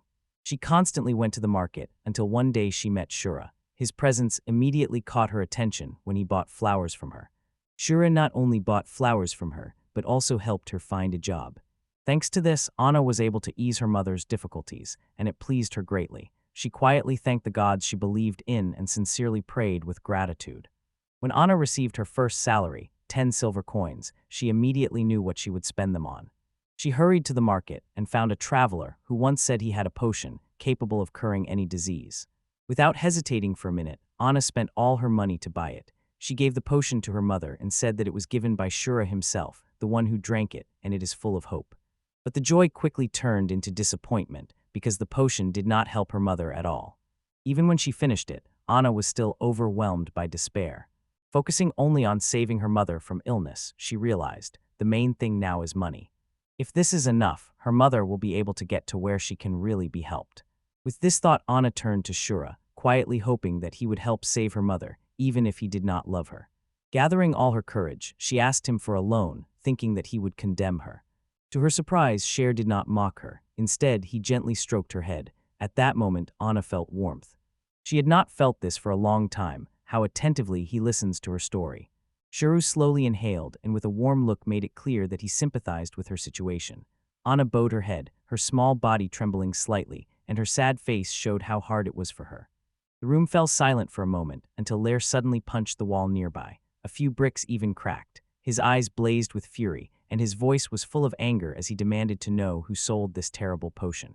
Lair clenched his fists and waved them in the air, promising himself that if he found the one who deceived him, that person would pay dearly for cheating a child. He declared he would hit the culprit 100 times in a row. But before he could say anything, Neska approached and hit him on the head with a stick. She scolded him sternly, ordering him not to break other people's things. Meanwhile, Ralph sat down next to Anna and spoke to her calmly but confidently. Ralph explained that, as hard as it was to hear, the potion Anna gave to her mother could not cure diseases. Surprised, the girl looked up and asked what he meant. Then the cleric calmly explained that the potion only heals external wounds, while special antidote potions help with poisonings. But there is no potion that could cure diseases.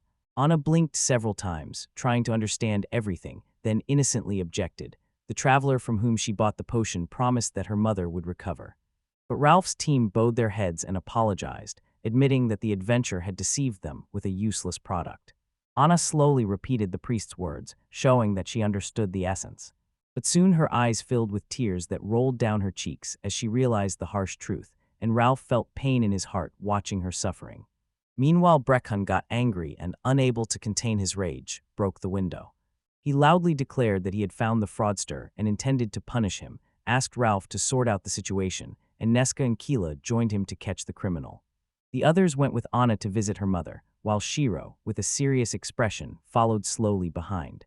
As they walked, Shiro recalled Anna's words about the illness, and Sankara also pondered. The pharmacist said this ailment destroys life, and this made her even more aware of how serious it was. Shiro quietly took Rout aside and asked what had happened to him, learning from Ralph that it gradually exhausts the body, as if the limbs wither and all strength disappears. Those scientists still could not understand how it spreads. Shira trembled at such terrible news, realizing that the danger was much more serious than she had thought. After walking a little further, Anna pointed to a small house. It makes Shiro wonder how Anna went to the outskirts every day to water the lonely flowers for her mother. Anna took a deep breath to calm down. She opened the door with a bright smile and joyfully announced that she had returned home. Her voice sounded warm and loving as she invited Shiro inside and proudly introduced him to her mother. Stella, though weak, got up and greeted him with a kind look. Stella quietly thanked Shiro for caring for Anna. But he insisted that it was he who owed her thanks, just as Stella tried to get up, despite her condition. Although Stella apologized for her untidy appearance, Anna and Shiro quickly asked her not to overexert herself, as her health was more important than anything. She still argued that it was rude to lie in bed when guests arrived, until Anna sternly told her to rest. Then Stella saw Sankara, who explained that she was the mayor of this city. Stella looks worried and asks why she came. To this, Ralph replied that they wanted to see for themselves what condition Anna was in, as they cared. Stella apologized for the inconvenience she caused, but Sankara realized that she herself was the one who truly regretted it. The mayor is upset because she cannot feed all the needy, and it shows on her face. This impresses Stella, even though she has only recently been here. Then Stella asked Anna when she became friends with the mayor and why she kept it a secret. And Anna smiled and said that she had met not only with Sankara, but also with Shiro, Ralph, Lur, Keela, and Neska. Amazing adventurers, she added with a broad smile, happy to have so many friends, and Stella felt warmth in her soul seeing her daughter's happiness. A's heart was filled with warmth when she saw her daughter happy. She asked her mother if she had already eaten and offered to cook soup for the guests. Stella replied that if something needed to be cooked, she would do it herself, but a man insisted that there was no meat, as she really liked cooking and wanted to do it herself. The girl said she would go to the river for water, and Ralph offered to go with her. Stella watched them for a while, then decided to ask Sankara to step out and talk with her alone. Once, when Shiro was nearby, he looked at her and waited for her to say something first. Stella hesitated a little. Then, looking serious and confident, she admitted that she wanted to ask him for a favor. She looked him straight in the eyes and asked if he would take care of her daughter if something happened to her. Shiro was very surprised by this sudden request, and for a moment simply did not know what to say. Stella noticed how he was shocked by her words and immediately apologized for asking so unexpectedly and perhaps selfishly. She understood that she had very little time left. She was constantly worried about Anna's future. Her eyes darkened sadly as she spoke. She asked if the girl had already told him about the illness. And indeed, she nodded, and Mother quietly asked if Anna cried when she told about it. And he agreed, although Anna cried even before it all started, and Stella closed her eyes and took a deep breath because she was very upset. She had feared this for a long time. She understood how hard Anna tried, even after she lost the strength to work and began to rely on the girl to survive. It hurt her very much that she, like a mother, could not help her child. But the most painful thing was to watch Anna smile with effort, just so she wouldn't worry her. But in recent days, Stella noticed something new. While they were talking, Anna looked truly happy, and it caught her attention. Unable to resist curiosity, she asked her daughter why she was so joyful. The girl happily replied that she was happy because now she had a very good older brother, and that pleased her very much. At that moment, Stella deeply understood everything. Looking at Shura, she saw how much he resembled Anna's father. When she saw him come in, she had a strange feeling as if the same man who once left had returned. Shura felt his chest tighten and apologized because he realized he was here instead of Anna's real father, and he felt embarrassed. Stella weakly smiled and said he shouldn't apologize. She meant something completely different. She said that his presence helps her remember the face of the man she had already begun to forget, and this memory calms her. Her eyes filled with tears, and her voice trembled as she said that now she was sure, when her time comes, she will meet her husband. He opened his eyes wide and asked again what she meant. Stella sighed with a calm expression and said that because of her illness, she had little time left to live. Her body would not last much longer. She struggled to get up, but determination was clear in her eyes, and she again asked Shura to take care of Anna when she was gone. Although Anna was strong and brave, inside she still remained a little girl who could cry. She had not finished speaking when Stella suddenly swayed. She was exhausted and nearly fell. She quickly recovered. He stepped forward to support her when she almost fell. For a moment, they looked into each other's eyes. Embarrassed by the sudden closeness, he anxiously asked if she was all right. Stella, still a bit confused, nodded barely noticeably, and at that moment he gently laid her back on the bed. Something caught his attention, so he asked permission to briefly touch her foot, and the woman instantly blushed at such a proposal. Her cheeks reddened and her heart beat faster. Although she was shy, she agreed with closed eyes, not understanding why he asked. Shiro watched everything attentively. And soon he was convinced that his suspicion was not unfounded. Stella opened her eyes in surprise and asked what he meant. Then she asked a little awkwardly and nervously if he happened to like her legs. She got tangled in her words. He also blushed, hastily denied it, and explained that it was not about that at all. In fact, he was already beginning to understand what exactly leads to this ruined fate, and even guessed how it could be fixed. Upon hearing this, Stella's eyes grew wide with surprise, as she had no idea that treatment was even possible. Tears quickly rolled down her cheeks, and she quietly cried because deep down she still did not want to die or leave her little, defenseless daughter alone in this world. Shiro firmly took her hands and calmed her down, promising that she would not die and that she would be able to live with Anna when everything was settled. At that moment, the bedroom door opened, and Sankara entered, asking if they had finished their conversation. Anna and Ralph followed her in. But when they saw what was happening, they were simply stunned with surprise. They witnessed Shiro clenching his hands in a gesture of confidence, and Sankara and Ralph were speechless from the unexpectedness, silently looking at the boy and not knowing what to think. Meanwhile, Shiro seemed frozen panic in his head, and he was thinking about how to explain everything now. It was not easy to figure everything out. Sankara looked very threatening, and Ralph was already holding a weapon at the ready, expecting trouble. Confused and not understanding what was happening, the men were silent, and Stella was still wiping her tears. Shira felt real relief when she realized that Stella had managed to settle the situation. Imagining what a disaster her silence could have turned into, he cleared his throat, gathered his thoughts, and told that in his country the disease of ruined life is called barberry. Everyone was surprised by this name, but he continued further.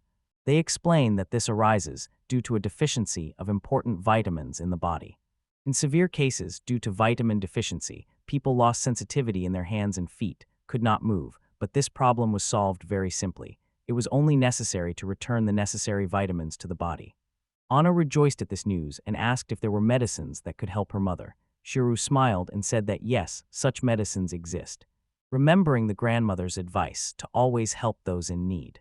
Deciding to act, he used his skill as an alchemist, exchanged money for yen, and went to buy medicine. He returned a little later with a bottle of pills and told Stella that although it looked simple, this medicine could help her. The mayor and the priest examined the bottle with interest, as they had never seen anything like it before. Stella stopped and asked if the medicine was expensive, but she only smiled and said not to worry, because her happiness was the best reward. She wanted to object, but he remained steadfast. He said that Anna had helped him a lot when he first arrived in the city. Now it was his time to repay her. He handed her a pill along with a glass of water, and Stella took it. With eyes moist from gratitude, she swallowed the medicine, filled with hope. A month passed, and the bell again announced a new day. Anna returned home together with Shura. And when she opened the door, her mother greeted her with a smile. Seeing Stella standing, her eyes opened wide, and she joyfully asked if her mother was feeling better. Stella smiled warmly and admitted that she herself was even surprised, as she felt very well. Immediately ran up to Stella and asked if they could place a joint bed again, as before. And Stella immediately agreed, so from that time on, mother and daughter slept together every night. They hugged and tears of joy ran down their cheeks. Meanwhile, Anisad still carefully combs her hair and it apologizes to her for having scared her so much and promises that they will never be separated again. Shira stood nearby and sincerely rejoiced, watching how these two finally met. At that moment, Shura remembered his grandmother and imagined how proud she would be of him if she knew he had saved someone. That same evening, the boy stood on his balcony with a drink in hand, recalling the incredible events of the day. Stella fully recovered thanks to vitamins, and now Anna could communicate with her mother. Cook delicious dishes, gather flowers, and play as you wish. Shuren noticed that the girl had become even stronger, and her joy seemed to spread to everyone around. The Silver Moon Guild received official status thanks to the blessing of the fairies. Thus, the Azure Flash Group began helping the main guild complete tasks in the forest. Shiro also thought about his earnings and realized that in the last 2 months he had received about 50 million yen. If he managed to work the same way for a whole year, then maybe he would collect enough money to stop working. He really liked the idea of simply living quietly at home without work. Suddenly, Shankara appeared behind him. She suddenly sneaked up on him, and he almost spilled his drink from surprise. She smiled and wished him good night. He was still scared and muttered that she scared him so much that his heart almost stopped. The mayor laughed, apologized, and asked what he was drinking. Shira told her that it was a drink from his homeland and offered her to try it. She gladly agreed, and they cheerfully talked while sipping together. During the conversation, the mayor wondered whether she should pat him on the head, but he didn't manage to say anything before she hugged him to herself and laid his head on her lap. He tried to object, but Shankara admitted that he liked hearing compliments and even blushed a little when he agreed with it. She asked him to be quiet, ran her fingers through his hair, and he asked if she had drunk too much. Sankira warmly said that she was very pleased that he came to the city. And it was not about the award at all. She also said that if he ever needed anything, he should just ask. But Shira stopped him and said it was not necessary because he had done all he could. Sankar looked at him and said that she understood. He sang without greed. Cairo blushed and immediately began to deny that he should be seen as a noble person, confessing that he loved money very much, was actually quite selfish, and recalled how his grandmother taught him this. Saint Car smiled and said that his grandmother was probably a special person, then asked what her name was. At first it was Arise Ohamo, and only later Shiro Paz. Sankara repeated this name, but suddenly her eyes widened with understanding. She grabbed Shira by the shoulders and shook him hard, asking if he was the grandson of Ares, the immortal witch. Shiro was very surprised by her reaction and asked if she was acquainted with his grandmother. Sankar said that everyone on the continent had heard of the famous immortal witch, but few had met her personally, and Sankar was among those few who had succeeded. Shiro was embarrassed, and Shankara said she had seen Arisa at last year's harvest festival, when the witch suddenly appeared in the city center, happily drinking and dancing with everyone. It was hard to believe. 7 years had already passed since Shirou's grandmother disappeared. And just as he was about to object, Saint Kara interrupted him, recalling how well she remembered that witch who gathered star fragments to forge a magical sword called Mel Gibson. Shirou paused for a moment, as the amount of detail slightly overwhelmed him, and the sword's name reminded him of something from childhood. A famous actor once saw his large poster at grandmother's home. When he asked about it, grandmother smiled and said it was her favorite, even kissing the photograph. Sanka was still in shock and admitted that she found it hard to believe that her grandmother was that very witch. However, it made sense, as he often brought mysterious medicines and strange things with him. With curiosity, she asked if he had already met with his grandmother, but Shirou shook his head and replied that he had not seen her for many years. She went out onto the balcony, took a deep breath, and confidently exclaimed that she was still alive. Before returning home to her world, she stopped by grandmother's house. Now he is at grandmother's, sitting right on the floor. He looked at the altar with her photograph, not believing that she could still be alive. In his head, everything was confused as he examined the picture of the old woman who loved to be photographed, showing the peace sign. Here he was free from other people's thoughts. Taking a deep breath, he tried to sort out his feelings, then looked at the photo again. Without a doubt, he would find her at the Harvest Festival. Filled with determination, he stood up and walked through the portal, returning to another world, remembering how just yesterday, while talking with Sankara, he learned something impressive. She would have said that his grandmother was not just strange, but a famous legendary witch, and the mayor mentioned her disappearance. She told Chirou that she understood why he was in such a hurry to find her, but suggested he stay in Nini a little longer because his grandmother had appeared at the Harvest Festival last year. Shira understood that if it happened once, it could happen again. Especially because his grandmother loves holidays, so this year she will definitely come. Sankara felt that this holiday would be special, as the city is celebrating its 120th anniversary, and the mayor is preparing a large-scale event and even asked him to help. A few weeks later, when only 2 months remained until the holiday, Shirou, a big fan of festivals, was already looking forward to it. He gladly accepted the invitation of Saint Car but quickly became confused. He did not know how he could surprise others. He did not want to bring food. After all, many stalls and contests were already planned there. And the usual games did not suit him because they were the same everywhere, so he thought for a long time about what to do. Irritatedly scratching his head, he tried to recall at least some new idea from his past. Until suddenly inspiration came, and he quickly took several cameras and rushed to shoot. Garignat returned from the store. Shira set up the equipment, and Anna furrowed her brows in surprise and asked what was going on here. Smiling, Shira said that was a fair question. Then with enthusiasm, she explained that the cameras were needed for a new product, a thermal cell. However, the girl still looked confused. Seeing that Anna was a bit confused, he decided to demonstrate in practice and asked her. He pointed the camera at her, quickly took a picture, and showed the result. She opened her eyes in surprise, trying to understand how her face ended up on the sheet of paper. And when it shrank inside, Sherry looked around and laughed in surprise. Then they clarified that this device can instantly turn people and events into photographs, so it was a perfect opportunity to test it in action. He asked Anna to smile and took several shots while she looked at the photos with delight. Soon she herself wanted to learn how to use it. After fiddling a bit, she awkwardly took a photo of Shura and happily asked if it turned out well. After he put in some effort, he made sure the photo turned out great. And Anna, all excited, became even more interested and wanted to take even more photos of him. The young man quickly caught the mood, posed several times, but after a few photos made it clear that he had enough. Then Anna noticed another camera and asked what it was. Sue explained that it was a Polaroid, and the girl was amazed at how many different cameras exist. The young man lightly nudged her to get her attention. As soon as she looked at him, he immediately took her photo and joked that he caught her by surprise. The little girl looked at the photo and grumbled that she looked ugly in it. But then an idea came to her, and she called Shura. As soon as he turned around, she quickly took a Polaroid shot, cheerfully adding that this was her chance to catch him by surprise. The boy raised an eyebrow and asked if this was how she was thanking him. But when he saw the photo where he was showing the peace sign, he noticed how much he resembled his grandmother. At that moment, Stella entered the store and thanked Shura for taking care of her daughter that day. He smiled and asked how she was settling into the new place and if she still felt tired after the move. Stella replied that thanks to his support, it was not difficult for her at all. Shiro organized a service apartment for herself and her daughter near the store. Anna took the opportunity and joked that her mother does not know how to keep everything in order at all.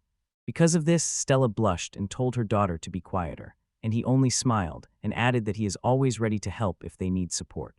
Anna is a little shy but sincerely thanks Tim.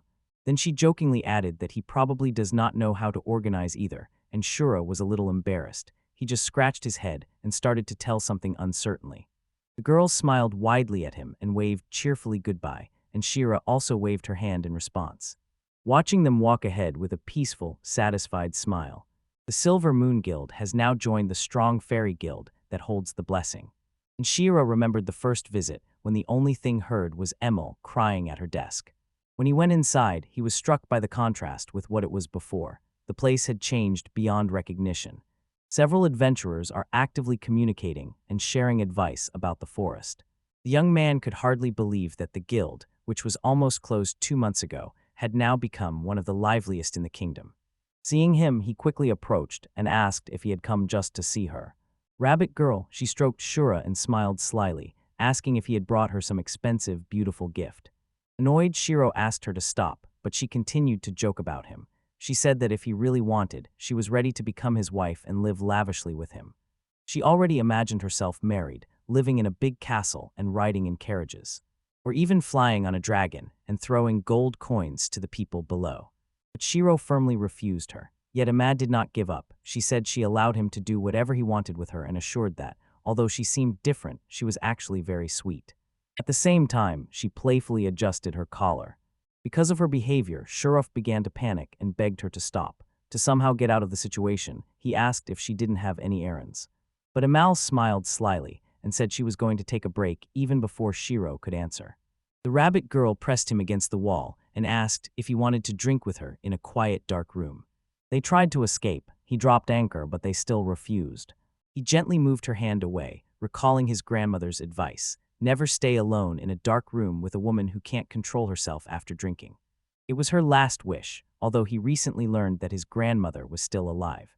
The adventurers nearby laughed, noticing that Ino had done something again. The simple and naive rabbit girl smiled, and Shiru was still holding her hand tightly. What if she hadn't pushed him? He would have dragged her into the dark room himself. She leaned closer and jokingly said that she seemed to know, deep down he cared about her. The boy got nervous, sweat appeared on his forehead because she was too close. This caused Shiru to panic, and he pulled back. Shiru shouted that he needed help because an octopus had attacked him. Suddenly, a figure came out from behind the mill. It was Keela the scout, who quickly kicked the rabbit girl. She flew into the air and landed straight into a wooden barrel. With a victorious squeak, she declared that the terrible octopus trap was neutralized, and Keela asked if everything was okay. The young man, with tears of joy, replied that he was fine. At the same time, in the guild tavern, adventurers cheerfully raised their beer glasses and shouted toasts. Shur thanked Keela for saving him from Ail's grasp. The cat girl explained that rabbits become especially uncontrollable during the full moon. El denied this, but the wizard Nesca felt sorry for Shur because he thought their relationship was not very good. Ralph joked that Miss Ailes almost bit the garden shears as if it were forbidden fruit. And the rabbit girl happily gnawed on a chicken leg, proving it in practice. Friends were surprised and asked how she ended up here. Hale calmly replied that she does not like to be on the sidelines. Suddenly a commotion arose in Laejili. 2 adventurers started a fight, and the rest quickly began betting on who would win. Stocks remained unchanged, which means the fight has stopped. But Lear just laughed, saying such quarrels among adventurers are common, almost like saying hello. He added that the tension in the city had been increasing recently. Shur asked why, and Lair explained that the expedition to the forest gathered adventurers from all corners of the kingdom, the best of the best. But 2 months have already passed, and no ruins have been found. Meanwhile, fierce battles were still ongoing around. One traveler rushed swimming at his opponent, but he barely managed to dodge and quickly responded with a sharp kick. Note that everyone looked exhausted, and Lair agreed with this. It is worth noting that in the small town there was almost nothing to do, so everyone became increasingly irritated. The girl hiding under the table pushed Shura, and she immediately asked her not to lift her sweater anymore. With an insult on her face, she promised that she would not act that way. She assured him that she would never do such a thing in front of so many people. Then Green smiled a little and said that when he talked about distraction, Lair meant exactly that, but Shur did not understand it. Some girl laughed and said that he knew nothing, hinting, of course, at BRS. Lair blushed and began to refuse. He assured that it was not true, but the other insisted further and asked why he got so upset. Then Nesca stepped on Lair's foot with her heel and scolded him for talking nonsense.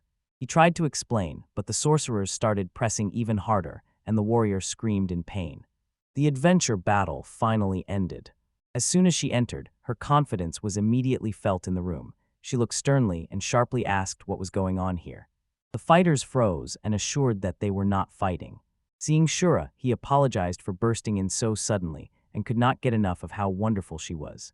Then En noticed Ale under the table and called her out. The embarrassed girl trembled while En, smiling sinisterly, he asked if she had been here all the time and why she did not stop the fight earlier.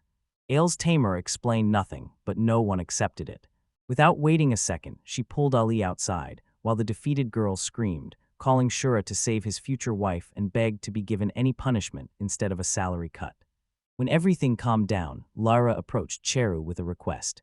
He said that during the search for ruins in the forest, he accidentally came across rare flowers. The group told Shiruin about the task, and he gladly said that he wanted to join. Lair asked again if he was sure. And Shiro confirmed this, although he would need protection. The warrior smiled and promised that now they had become even stronger than before. With these words, everyone raised their mugs again and cheerfully clinked them, making a toast. A light breeze ran through the blooming field, and Shur simply froze in admiration, looking at this beauty. Looking at the endless expanses, he couldn't help but smile, because these flowers seemed truly special and incredible to him. Nesca, the sorceress from their group, carefully examines the flowers, and with a confident wise voice explains that this is Apsara, a rare species that grows only where the water is crystal clear. She notes that these flowers are delicate and fragile, but very valuable for making strong healing potions. After her words, the company decides to rest a bit and lies down among the flowers. Across the field, Lyra draws the attention of the trio. She stands with her arms crossed and looks at them displeased. Jokingly, the warrior remarks that he knew, as soon as the opportunity arises, Nesca and Killa will immediately go to sleep. But she is a little confused because she sees that he is so calm and almost falling asleep. The guy she cares about apologizes and explains that after a hard and long journey, his body is tired, and now he just wants to rest a little. Lyra ignores his words, emphasizing that the work must be finished before sunset. Only after that can they rest peacefully for as long as they want. A week ago, members of the Azure Flash Guild accidentally found these rare flowers during their adventures, and it was then that the group received this task. They learned that Apsara is very important for creating the best healing elixirs, valued by the doctors and healers of the kingdom. But there was one problem: the flowers quickly wilted on the way back. They lost their strength even before delivery, even when Nesca tried to water them or use magic to keep them fresh. It seemed like nothing was working out, and the group was almost ready to give up on the task. And then Lyra came up with something interesting and turned to Shurub for help. Since the boy has a unique spatial ability for storage, he can hold a huge amount of things and does not feel the weight at all. Moreover, everything stored in this space remains perfectly preserved, frozen in time so it does not spoil and does not lose its strength. Lyra says that there are already enough flowers for now, but suddenly notices something unusual. Suddenly she notices that Keela has been asleep all this time and did not hear their conversation at all. Before Lair can wake her, the cat hears a strange sound and her face becomes serious. She warns everyone that someone is approaching. Everyone tenses up at once and grabs their weapons. Soon a swarm of giant insects appears above them, rose rebitals, huge and terrifying. Shur is amazed by this spectacle and opens her eyes wide. Seeing the huge insects, the jumpers freeze in surprise, and the liar tries to count them to himself and estimates that there are at least 17, and this number seems encouraging to him. The liar takes the floor and asks everyone to freeze and be silent. Sir carefully examines the bisons in places where many of them have visible wounds and deep cuts on their bodies. Nesca inspects the scene and concludes that these cuts were made by a spell with the power of wind, and the group's cleric notices. Liquid is still dripping from the wounds, so the damage is fresh. While they try to understand who attacked the insects, Brehuha warns that the beetles have noticed them. Seeing that there is no other way out, she quickly orders Roll to guard Palivka. While Nesca begins to cast a spell, the sorceress replies that she is already doing it. She quickly waved, and a fiery arrow flew from her staff. The strike knocks down several beetles, and they fall into the flames, while Roll rushes to protect Shur. Shur is warned that nothing threatens him, but Keela throws several sharp knives at the beetles. She is surprised when the blades bounce off the insects and do not harm them, Before she can do anything else, the beetles surround her. A help request from Nesca appears on the screen. The sorceress, calm as always, quickly casts a new spell and releases a powerful burst of fire that turns several more enemies to ash. He quickly realizes that these insects are afraid of fire and immediately comes up with a plan. Shiro runs away swiftly, and Ralph worries and shouts at her not to act hastily, warning that the insect spray they used earlier won't stop these creatures. But Shiro smiles and assures that he has a new trump card up his sleeve. The young boy quickly takes a small lighter out of his pocket and grabs a gas canister. He sparks it, creating a huge flame. The fire bursts forward, hits the monsters, and instantly turns them to dust as if he made a homemade flamethrower. Shiro glances at his friends and warns, what he just did is very dangerous and definitely should not be repeated at home. The friends are still amazed, and the liar already asks if it was magic, but Shiro doesn't have time to answer.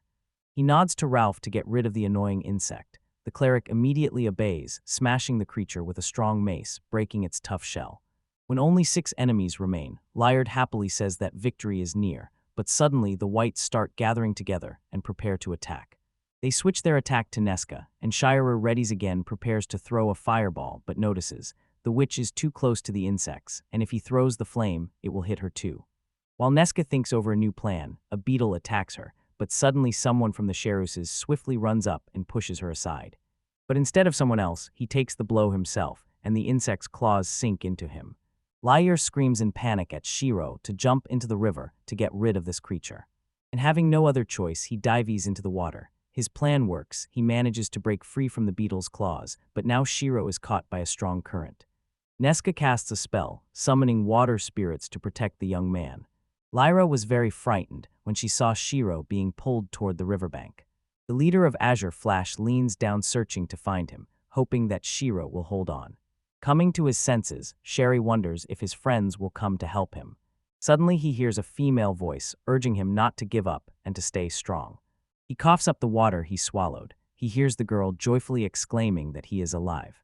But he freezes in surprise when she interrupts him and asks if he has never seen a fairy before. He asks excitedly if she is really a fairy, because he has never seen fairies before, and marvels that she is real. The little creature, no bigger than a palm, has grass-like hair and shining wings that sparkle in the light. She flies nearby, moving lightly and beautifully, but shyly asks Shiro not to look at her so closely. Shiro understands that it is rude and quickly apologizes. She crosses her arms and looks at him, as if waiting for him to say something else. Confused, he hesitantly says he is glad to meet her, but the little fairy gets annoyed and replies that this is not at all what she expected.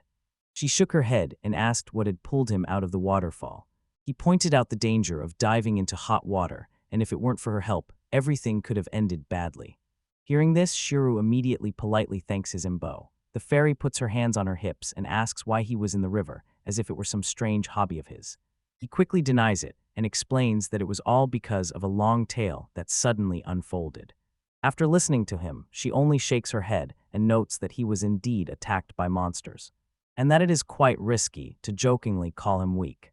She asks where he is from, and he answers that he came from the small town of Norwich, which is located west of the place where they are now. Her eyes widen with surprise when she repeats the name again. Norwich is a city where people live. She asks him if he can take her there. The young man looks at her in surprise and does not understand why she is so interested in it. To ask if she has been to this city before.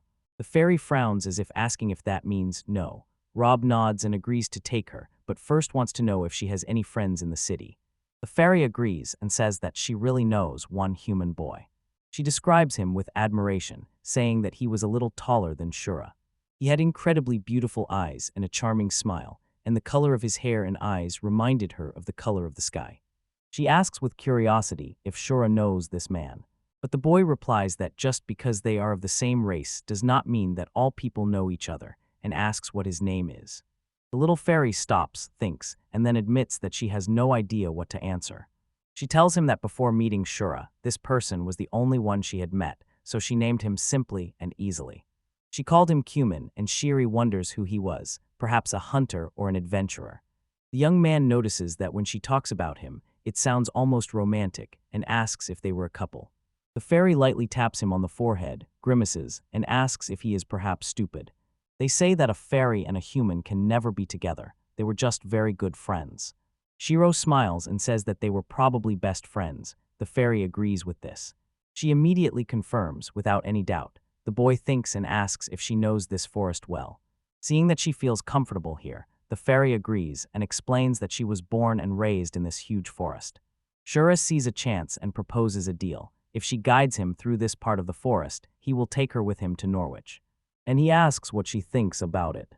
Her eyes light up with joy as she asks if he is really serious and will truly take her to the city, and she agrees to his plan without hesitation. She says that she will even protect Tsuihou on the way and asks him to see what she is capable of.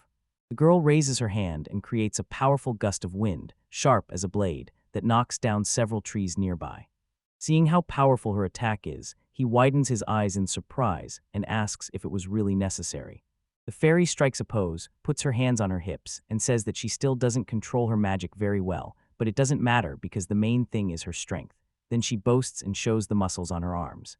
As if boasting, she proudly tells him that a swarm of rhinoceros beetles just attacked them, but she scared them all away by herself. Looking back, Shiro realizes that it was she who harmed the insects and says that the secret is finally revealed. Shiro extends her hand to her and says that they have an agreement, while finally introducing herself to the fairy. The girl touches her chin, then laughs and admits that his name seems strange to her, but she agrees to accept it. She smiles and tells him her full name. He says that from now on he will be her commander, but Petty folds her arms on her chest and pouts, as if she doesn't like it, and suggests that now Shura should call her Cheek instead. The young man laughs and agrees, saying, "Yes, Chief," to cheer her up. Petty smiles and asks him to repeat it once more. Shira loudly calls her Chief, and the fairy, delighted, circles around him in the air. Shuru watches her and asks if she likes it. He calls her boss again. But Petty frowns and asks why he says that.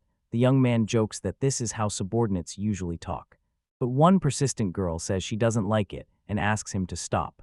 He suggests addressing her as captain, but she sharply refuses. Shiro is still out of breath, calls her strong, and says he will obey all her orders like a grateful servant because she saved his life, but she replies that she doesn't like that either. Night falls, they settle by the campfire. Petty looks at the fire and wonders if Shira misses his friends. The young man raises his eyes to the starry sky and says he does this almost always because the stars are like close friends to him.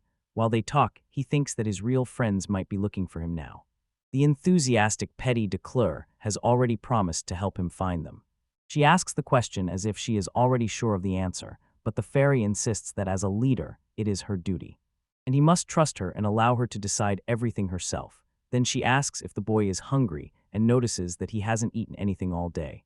Petty puts his hands on his waist and declares that since he is now under her leadership, she will feed him. Suddenly, a bright light flashes before his eyes. He blinks several times, and when he sees clearly, Shira was amazed. Pate asks if something is wrong or if he is not hungry, but the boy is simply amazed that she also has the ability to preserve things. This makes everything even more interesting and amazing. Petty summons a large glowing magic circle that shines brightly and hums with power. A portal opens in the air before her, and with a smooth motion she takes a fruit from it. Her eyes sparkle merrily as she looks at Shura, who is frozen in amazement and admiration. The fairy tilts her head with an intrigued smile and asks if he has ever seen anyone use the inventory skill like that. The young man's heart jumps from the sudden realization. Patty also has this rare and special talent. He was about to ask something, but she beats him to it. The fairy begins to speak in a light and somewhat boastful voice. Among fairies, special abilities are common, and many have the same gift, to keep everything in their own magical storage. She continues to search for something in her supplies. Looking through unseen things and taking out various objects with thoughts, she finally finds a small shining glass bottle with golden liquid glowing in the light. With a sly smile, the fairy hands it to Shirup. So he raises the bottle to his lips and takes a sip. A pleasant warmth spreads through his body, and a wave of genuine joy immediately washes over him. He exclaims in delight that the meat is incredibly tasty. Petty proudly says that the dish is wonderful because she cooked it herself. She confirms that the meat is really tasty because she made everything by hand. She also tells Shiro to eat as much as he wants because she still has plenty of supplies, so there is no point in limiting himself. Someone has to stay on guard at night so that nothing catches them off guard during rest. Patty confidently, but with care, tells Shura to finish his drink and sleep a little. Shuru already feels how the drink calms him, and a slight drowsiness appears from the alcohol. He simply smiles gratefully, follows without objection, closes his eyes, and allows himself to rest. The next morning, Petty calmly sits on the boy's head as he wakes up and immediately starts talking to him. Many different peoples live in this forest. Some are friendly to us, while others require more caution. She notices evil orcs and huge, terrifying ogres around. These creatures are not very smart, but very strong and aggressive. Patty adds that if he looks over there and shows with excitement, he can see elves. Mysterious beings who sing and live in harmony with nature. She tells that once, out of simple curiosity, she tried to approach the lands of El, but to her surprise, there was a magical shield that prevented anyone from entering or even peeking inside. Eventually, she gave up those attempts. When Shira tries to cross the road, she listens carefully as someone mumbles that others seem distant and silent. But in the end, he throws his head back and sighs wearily. He asks to take a short break because he is very tired of walking. His legs even hurt now. The fairy folds her arms displeased and grumbles that he wants to stop again, but finally agrees if it will be brief. When they sit down, Petty notices a strange flower, points at it, and in her style explains that it is a rare species, bitboon. She adds that its nectar has a strange and very unpleasant taste. Shira raises her eyebrows in surprise, and the fairy eagerly chatters on, telling how once she accidentally tasted this nectar, and how she did not like its nasty aftertaste that lingered for a long time.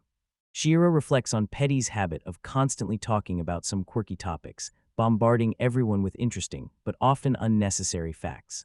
She learns that long ago, even before Patty appeared, this land belonged to an ancient country called Ginny. Later, this country fell apart, and in place of its cities grew a dense, wild forest now called the Ginny Forest. Frowning, the young man asks if all this happened during the times of the ancient magical society. But Petty irritably replies, asking how she is supposed to know if all this happened long before her birth. Shira simply shrugs and closes the topic, but then Hyde tenses and becomes alert. Her senses notice something strange. Her instincts kick in, and Hyde instantly tells Shira to hide, without hesitation or asking unnecessary questions. Suddenly, faint cries come from the forest. Someone is calling Shiro. These are adventurers from AIA Flash, searching for him and the forest itself. Ralph's loving voice asks if Shiro can hear him. Lyra speaks anxiously and even sincerely admits that it would hurt her deeply if he were gone. Nesca hits Rolf with a staff and scolds him for his gloomy words, while the warrior wipes away tears. He confidently insists that Shiro is still alive. Nesca gently smiles, strokes his head, calms him down, and says that she is fine. She quickly runs between the trees, looking for her friend. And when Sherry finally hears familiar voices, he immediately jumps up, ignoring Petty's complaints. She calls him stupid for revealing himself so quickly. Shirukanya says that these are his reliable friends, close comrades. He calls out to them that he is here, and they turn to him. But suddenly they notice that Keela had disappeared. It turned out that the scout was caught by a bird. Noticing Shura, Keela shoots at the bird, runs away, and falls down. She accidentally falls on Shira with her chest, and because of this, the whole group cannot understand what happened. Keela, with tears in her eyes, tightly hugs him, says she was afraid he died, and then presses him close again, rejoicing that he is alive and promises never to lose him again. The group bows to Shira, but he says he is fine and asks them to stand up. Lara, full of regret, apologizes, saying she promised to protect him but could not do it. Nesca jokes that this is the second time he has saved her life and promises to repay him. Shira tells them that he is safe and has already returned to his friends, and that is the main thing. They begin to object. But he interrupts and asks if they are not his friends. Lyra, stammering a little, confirms that yes, they are his friends. And Keela adds that their friends have fun together, even if their leader is a bit strange. They tease Lyra and laugh together. Roland admits that he is like a corn guard who returned alone. Shira explains that he was not quite alone and introduces Petty, who were hiding behind a tree. The cheerful ones are stunned. And Shiro says that she is a fairy, his guide, and he owes her his life. Impressed, they ask him to tell more, since fairies are considered very rare and even legendary. Like ghosts, fairies hardly communicate with other races, and Shiro asks Petty if this is true. The fairy answers slowly that they were not allowed to leave their territory because it violated the rules. Shur says he thought there were many fairies, since the guild is called Fairy Blessing. Petty answers angrily, asking why they should share their gifts with humans, and again suggests that maybe some fairy herself wants to give a blessing to a human.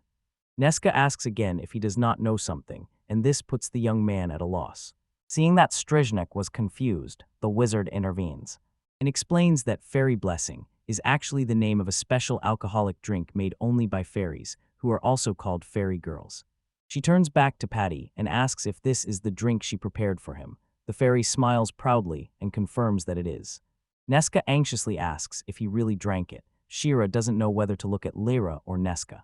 When everyone started bombarding Pepper Shira with questions about whether he really ate Fey handmaidens, they wonder if Shira really drank the fairy drink, since one glass can buy an entire castle. Ralph chimes in, says that according to guild records, it was last sold 200 years ago. Shira was amazed to learn how rare this drink is. Petty explains that she gave it to him because he is her subordinate. The warrior is confused by what is happening, but Stella pays no attention to it. He says it's a long story. After Shira tells her friends what happened, they are all saved by a fairy. The liar steps forward and thanks Petty for saving their friend. Liar thanks Petty and says he is ready to do everything for her to repay her for saving his friend. Then Shira asks if she can help them find someone. Although the hints from the Fairies were quite vague, they still agreed to help with the search. Now that all the adventurers have gathered together, they decide to return to Norik. Having walked a little further, they are almost near the city, and Patty's eyes light up. She points to the city Shiru and says that it is the dwelling of people. But in fact, it means the corrector of the sorcerer. The sorcerer clarifies that it is specifically about the city. Nesca adds that settlements are called differently depending on their size. The fairy repeats these words and says she understood. And Lyertal Shiru knows how hard it is to be a subordinate. Howdy notices someone from afar and asks who it is as they approach Anawites together with Shiro near the entrance. The little girl looks upset, and Shiro, concerned, asks why she is here. Anna runs up to him in tears and hugs him tightly, and Stella steps forward, happy that he has finally returned. The Blue Flash group says goodbye, and Anna's mother notices that the girl hasn't slept all night, worrying about Shiro.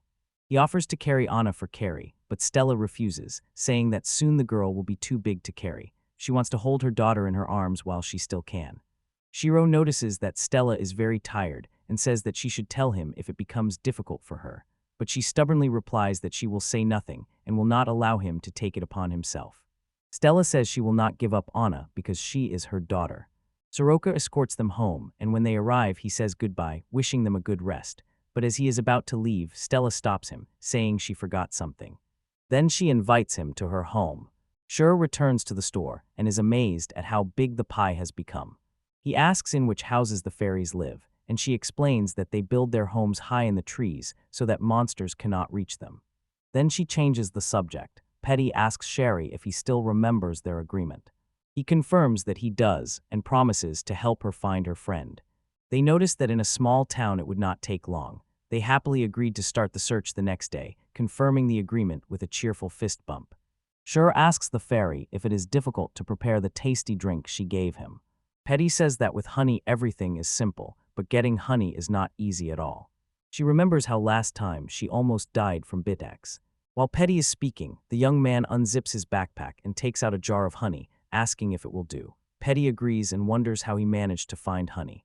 When she looks more closely, she is surprised and begins to doubt if it is really honey. Her shirt is absolutely clean and fresh, as if just from the hive. The fairy dips her finger into the jar, tastes it, and is delighted by the flavor. Joyfully, she says that with this honey her dish will be even tastier, and Shira wonders if that is really true. The boy says it's time to rest, because after sleeping on the ground in the forest, his whole body is stiff. Morning comes and Shira is dozing on the sofa, with the fairy comfortably settled on his head. Suddenly, Anna appears. He wakes her up, asking in surprise why she is here. She explains that he told Stella the store would be closed today. The little girl says she brought some food. Enchanted, Gonist approaches closer and asks about the girl sitting on his head. Shira introduces her as Petty, his new boss. Petty is a fairy, and Anazai asks in wonder if she is like the fairies from the tales. Petty asks who this child is. The young man explains that Anna helps him in the shop. Changing the subject, the fairy asks Anna if she knows a man with blue eyes and blue hair. Anna replies no, she has never met such people, which upsets Petty. Of course, come in. Anna and I still don't know everyone in the city. But because he is small, he can be found. He suggests starting the search right now and asks Petty if she wants to. Anna gladly offers help. Energetic Petty checks if the girl really wants to help. Hannah agrees and the fairy squeals with joy. Shira says that first they need to hide Petty, and Anna suggests putting her in her backpack. The fairy is carefully placed in the bag, and when everything is ready, they set off to look for Petty's friend. Shiru shows a photo and a pendant on a necklace to several townspeople, but no one recognizes this person. The elf at the town hall says she is not sure if she has seen this, and notes that it would help her to hear the name, and the merchant Gerald does not recognize this item among his goods. The pigeon and the mercenary also do not know who owns the barn. Schurz looks at this photo and cannot understand, because all 27 people he talked to do not remember him. And he becomes curious whether his friend Fairy is really not from this town. Petty suddenly remembers that her friend said he lives in NK. And all they had were matching necklaces. Yes, I photographed Petty's pendant to show it to others. Then Sanka comes and starts looking for the boy, and says that she heard he went on an adventure again with a company of liars. She scolds him and asks when he will stop making her worry. He apologizes, but Saint Care pays no attention to it, says the main thing is that he is safe, and with a smile ruffles his hair. Anati has a red face, but Sharon says he just warmed up. To distract attention, Saint Kara shows a pendant in the photo. Sankar looks at it carefully and feels that this thing is familiar to her, although she cannot remember from where. She promises to return if she remembers something. He asks if she will really do it for his sake. Sancha smiles and agrees, because she is grateful to him for help in the past. She says goodbye and says she will still stop by the guild. Shur asks if she is dating Emo, but Sankara corrects her. She enters into an argument with the group Blue Flash, who framed her friend. There is a threat in her gaze. But the young man quickly says that he volunteered to go himself. Sankara does not listen to him and just keeps walking. Worried, Shira hopes that his friends, Lair, Neska, Ralph, and Keela, are all right. When she leaves, Anna asks if Patty can sleep in her bed, and again turns to the fairy to find out her opinion. Petty cautiously agrees to stay with the little girl, but only for this night, and Shira jokingly calls her a tiny, versatile fairy. Anna returns home, carefully holding her backpack, and tells her mother that she has something to show her. But this must remain a secret. At first, Stella is surprised, but she promises not to tell anyone and asks what the matter is. The girl says that it is in her bag. And when she still thought it could be a lizard or a frog, now she is in for a real surprise. When the girl unzips her backpack, a little fairy named Patty peeks out from inside. She cheerfully asks Stella if she is Anna's mother. Seeing a fairy who looks very much like her, especially in eye color, Stella freezes in amazement but is still worried about Anna. Patty jumps on the bed that Shara prepared for Stella, and Anna jumps for joy and says she has never rested in such a comfortable place before. Stella brings tea for everyone and asks who the young man is that Petty talked about.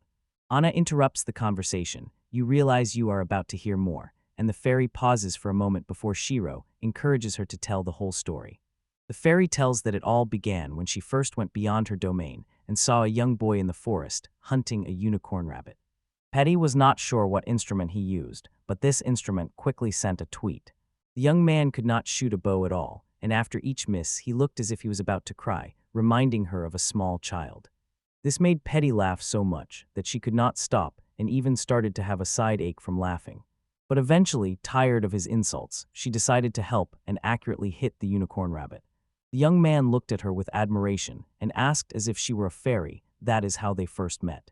After he tried the unicorn rabbit, he could not stop crying and praising how delicious it was, which surprised the fairy very much, as she found the dish disgusting. Then he explained that he had not eaten properly for several days. The grateful boy said that she saved his life and asked her name, but she hesitated a little.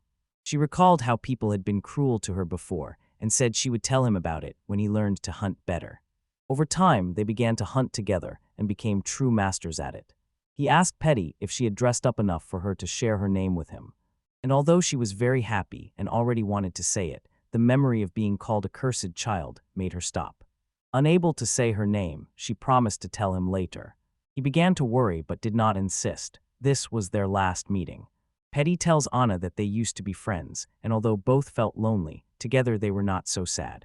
The determined fairy says she must find him to tell her name and learn his name. She admitted that she talked too much, then felt water falling on her and asked if it was rain, but Anna returns to her with tearful eyes.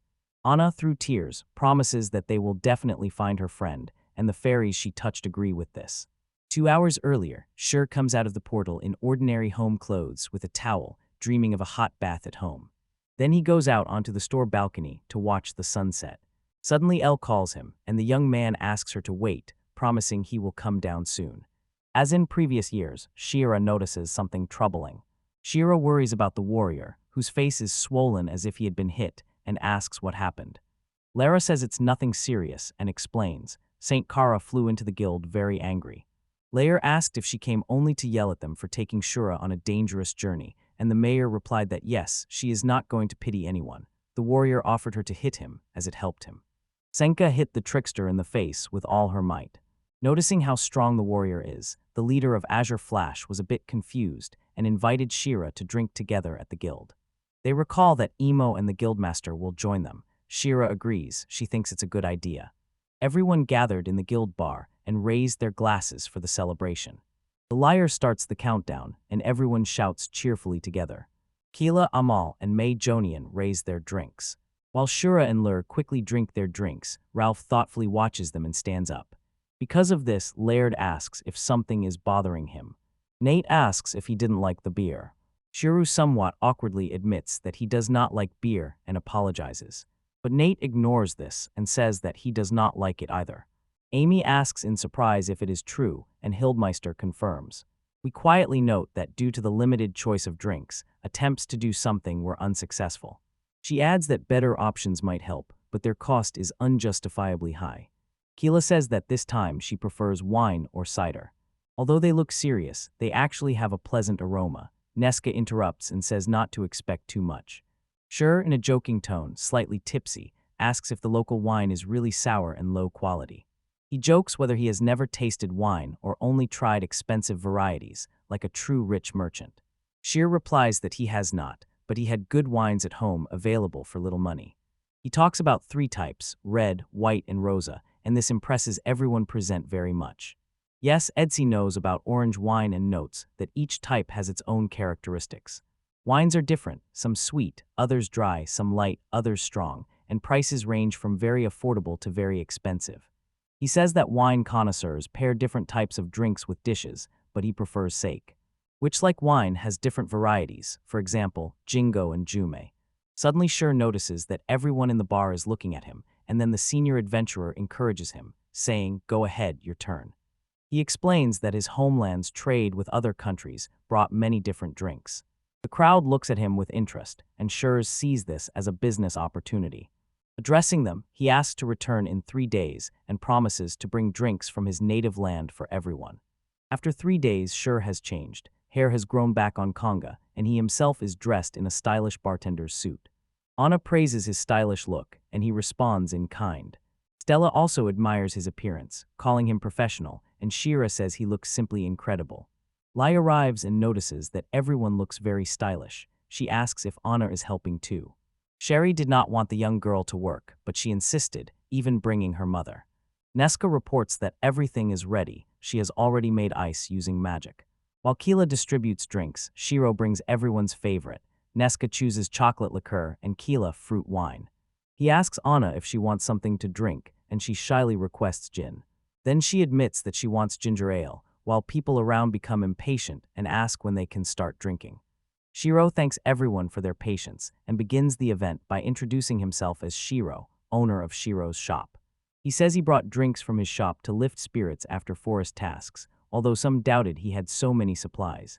He adds that he brought many tasty snacks to go with the drinks. Some adventurers quietly ask if he is an alchemist, but no one really bothers with that question.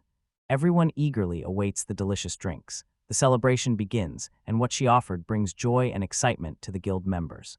Everyone is ready to try the unique flavors he promised to bring from his homeland. Shira finally announces that all drinks are free today and invites everyone to taste as much as they want. The crowd erupts with joy and excitement. The young man worries that he spent 3 million yen on purchases, but believes it was worth it and a good investment.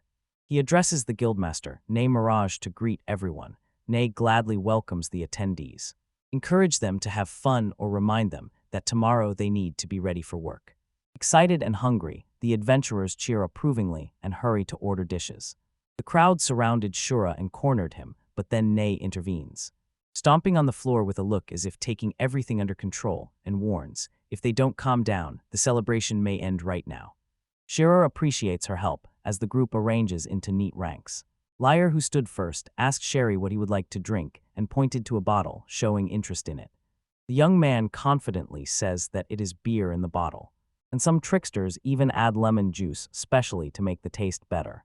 The leader of the Blue Lightning listens to Anna's advice, squeezes lemon into the beer, and is pleasantly surprised at how tasty it has become.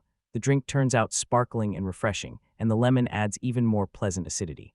So he boldly takes a sip from his mug. Sheer notes that a pinch of salt would make the drink even tastier, and soon everyone asks for the same. The visitors are delighted, so Shira asks Stella for the bottle that stands to his right. Anna ordered a Mexican drink and was very tired from not keeping up with everything that was demanded of her. A young man notices that the night is going well. Everyone around is having a great time. Suddenly, a new visitor approaches, smiles, and asks to be served the strongest drink. Some travelers know him as Ilo, the invulnerable hero among the 16 legendary ones. Sure clarifies if he really wants the strongest drink and offers spirits. It is such a strong alcohol that it can even ignite a fire. He pours the drink into a small glass, but Ilo grumbles discontentedly about such a meager amount. He glances at Sure, calls him a child, although he himself is already over 200 years old. He does not like being treated like a kid and is somewhat indignant about it. But she warns that the strength of the drink and 96% alcohol content can easily knock him off his feet even after one sip. Offended, Ilo insists that he has never been drunk and questions this remark. The young man advises him to calm down and warns that such a large dose can be deadly dangerous. But the traveler, full of desire to test his strength, throws off his cloak and boldly suggests settling everything in an honest fight on the street. At that moment, a modest priest named Ralph steps forward and introduces himself.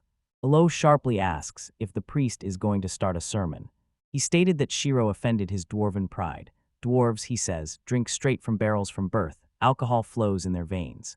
Ralph calmly acknowledges Ivo's feelings and, having received permission, offers his solution.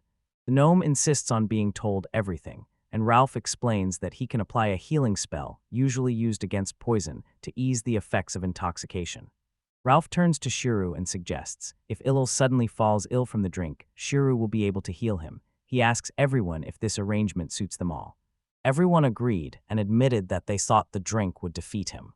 He fought dangerous monsters, such as the demonic lord and ancient dragons, and never gave up before them. When these legendary enemies are mentioned, a wave of excitement appears in the crowd, and everyone loudly supports the gnome.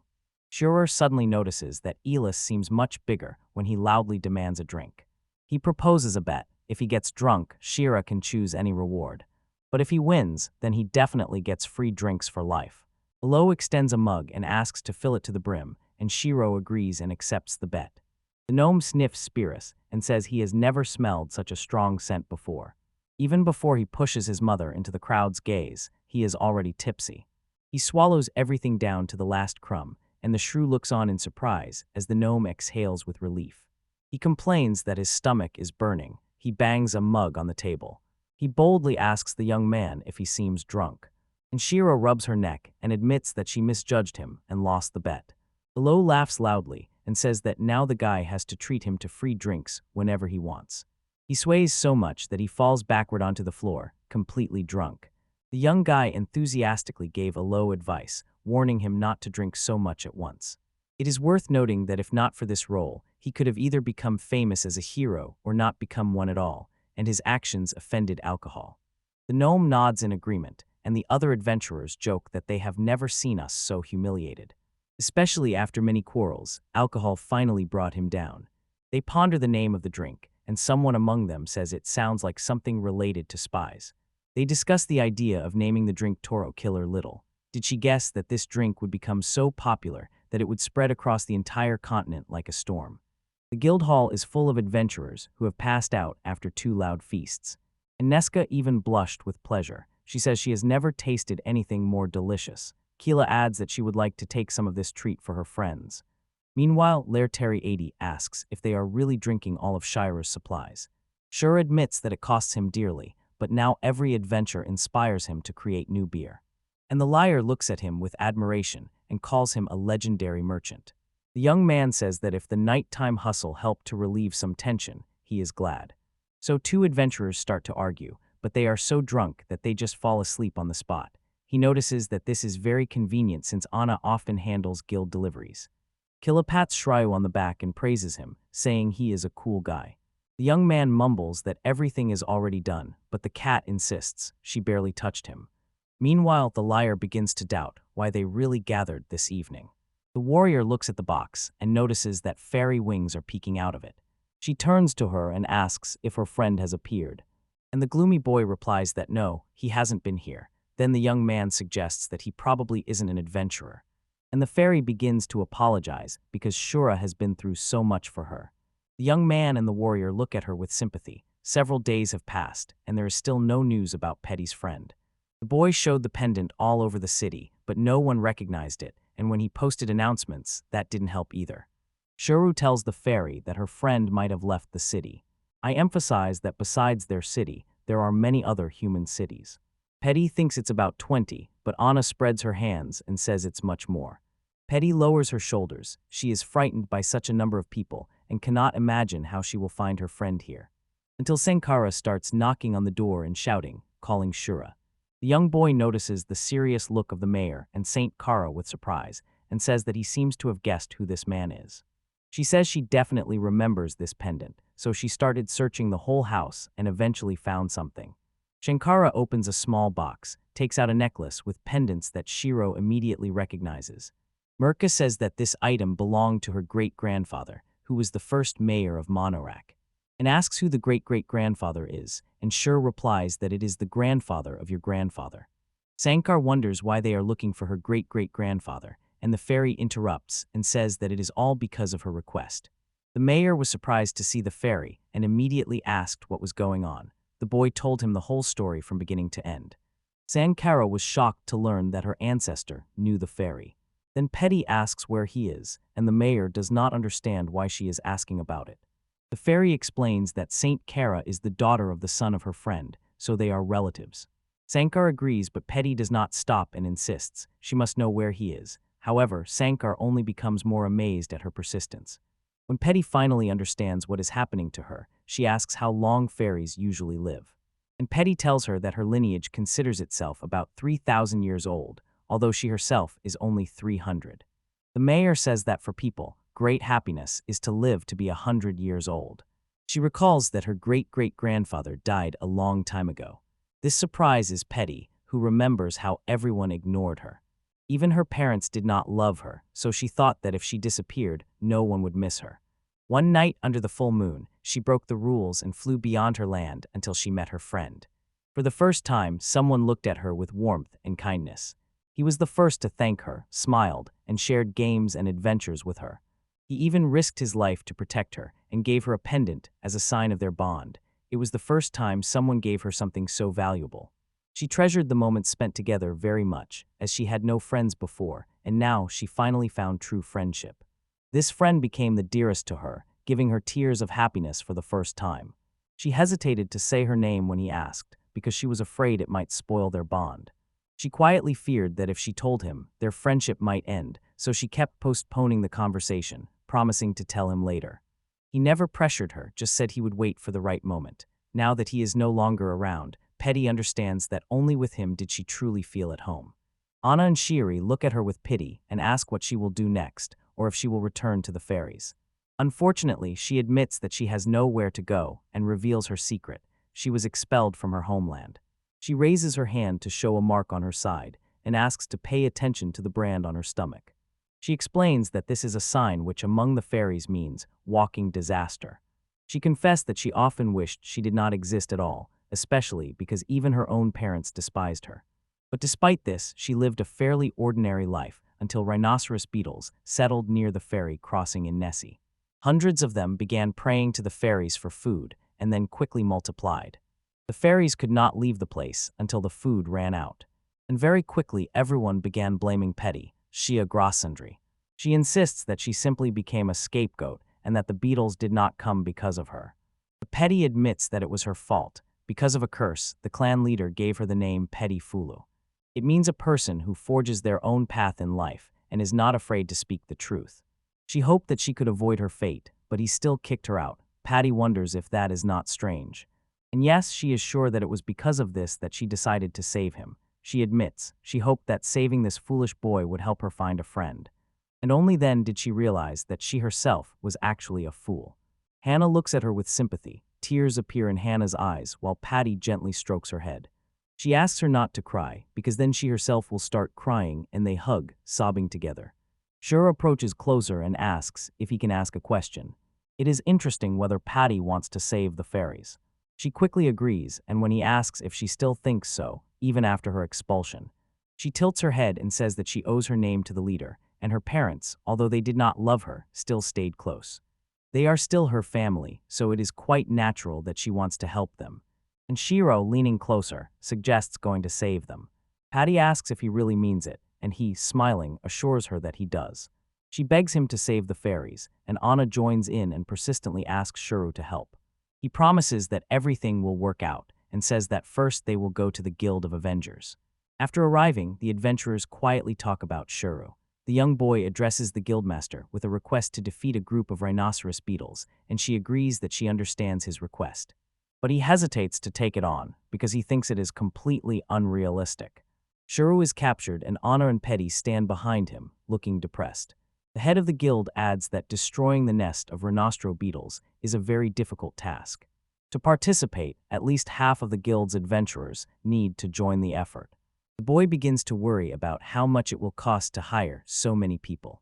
But she explains that it is not just about money, they are lacking something else. The guild leader says they do not have enough influence to do it, because most adventurers are currently busy exploring ruins in the forest. If the nests were closer to the city, they could help, but because the fairy territory is far away, gathering them is difficult. She apologizes that she cannot help and goes to attend to other matters. Shiro does not want to give up and calls her to stop. The boy suggests a new idea. I propose to consider this as an agreement, not an official job. Ni looks confused by his words, so he asks her to listen to him until the end. He grabs her attention and uses his special ability. Right before her, he opens a portal. Ni is impressed by what she sees, and Shuro explains that this is his unique skill. He shares his plan. When the adventurers reach the ruins, he will use his ability to move things like armor so they work faster. Even if they have to deal with the bugs for several days, they still will not waste time on exploration in vain. After that, he asks the guildmaster what she thinks about it.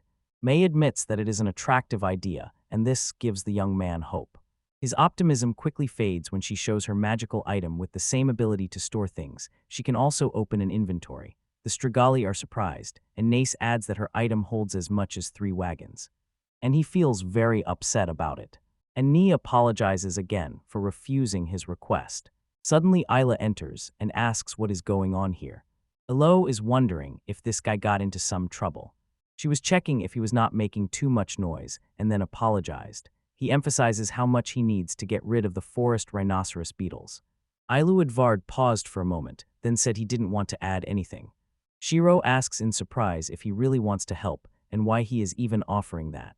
The dwarf reminds him about their argument, and the guy remembers it, although the elder grumbles that he forgot everything long ago. If you have doubts whether he is real, ask, because Nate just said this is a very big deal. The gnome sharpens his axe and mutters not to be mistaken for weaklings, because he can easily handle the bilas himself. Suddenly, the liar appears and says he overheard everything. Moreover, volunteers from the group Blue Flash have voluntarily joined the participation.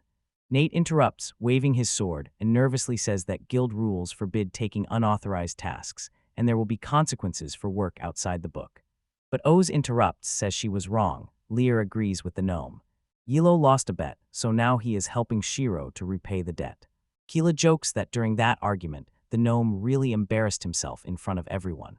Ost asks her to be quiet, and Lair adds that his team are true friends of the pincers, and they will help without any payment. Nesca with Sarsher aptly notes that if they are not paid for it, then it is not real work. Keela hugged Shura and said that they, of course, will always help friends if they need support. The young man is touched by their support, thanks everyone, and promises that when they get rid of the bugs, they will celebrate this victory together. Some random adventures happen here and ask if help means more treats and drinks. The young man says it depends, and adds that he came across this bottle with rare fairy meat when sorting through his supplies. The traveler is delighted to have such a legendary drink and gladly joins others who also want to try it. Looking around excitedly, she insists that this cannot be allowed because everyone must focus on the ruins, and at the same time points at the young man. She wonders what proof he has that this thing belongs to him, but then Petty peeks out of Anna's backpack. She showed this item and confirmed that he really has it, as she made it herself. Shira asks why the leader left his shelter. They are surprised to see the fairy and ask the boy what is happening here. The young man sighs and explains that Patty is his boss, and in fact, she was the one who wanted to get rid of the Ran no Sour Rose beetles. The fairy had only one wish, to save her own, but she could not do it alone. He was a traitor and could not handle the dangerous creatures by himself. So seriously determined, he kneels before the guild master and begs Nea to save the fairies. Tears well up in his eyes. She kneels beside him. She asks for help to save Patty's family. The fairy promises that if they defeat the beetles, she will do something special for everyone and asks Nea to help the fairies. Nathan is having a hard time now, and he grumbles that Shira was too harsh with him. Because of this, it seems as if she is to blame for everything. The guild mistress gives the command. All bronze-level adventurers prepare for battle. They were going to destroy the nest of rhinostro beetles. She tells everyone to follow her to G-Forest, and the whole team confidently sets off on the road. They walk a little more until Petty says they are already at the place. Shur is very surprised when Petty points to the entrance to the dungeon and explains that the nest is inside. Petty says that monsters there catch fairies and do not let them escape. Several fairies appear near the entrance to the cave. They are hungry but afraid to come out. She turns to Nai and asks if he was sure that these were exactly the ruins of the ancient magical civilization that the guild had been searching for so long. The ferryman replies that the strange cave has always been here, and their leader said it was built by a very ancient civilization. Nate can hardly believe his eyes, and it seems that dreams can really come true. Then she takes out the map, spreads it out, and explains her plan, suggesting to split into 3 groups by rank. 6 adventurers from Michael's guild, caring for everyone's safety, started with a sudden strike and quickly entered the ruins. 17 golden adventurers immediately destroyed all the monsters that came out of the entrance. 15 silver-level adventurers will handle everyone who breaks through. She constantly orders O to stay in place, saying that as an experienced platinum adventurer, it is better for him to be on alert in case of an emergency. But Shiru warns that he is going to the lair alone, while the dwarf suddenly jumps up and shouts. Neza cannot believe his eyes, and immediately after him, the other adventurers do the same, leaving them irritated. While she scolds those reckless adventurers, she tells everything to the Blues. Flash stays on guard together with Shiro, Patty, and others, and the whole team promises that they will manage. Then the plan changes. Now everyone enthusiastically follows Alo into the lair to lure the monsters out of the ruins. The heroes engage in a tough battle with the creatures. Meanwhile, she looks at his watch and sees that 2 hours have already passed since they went inside. She hopes that everyone is okay. Suddenly, young Ney appears. The man quickly approaches her and asks how the mission is progressing. But he always laughs loudly and asks Shira what she thinks about him. With his reliable axe on his shoulder, the dwarf boasts that he is not even tired.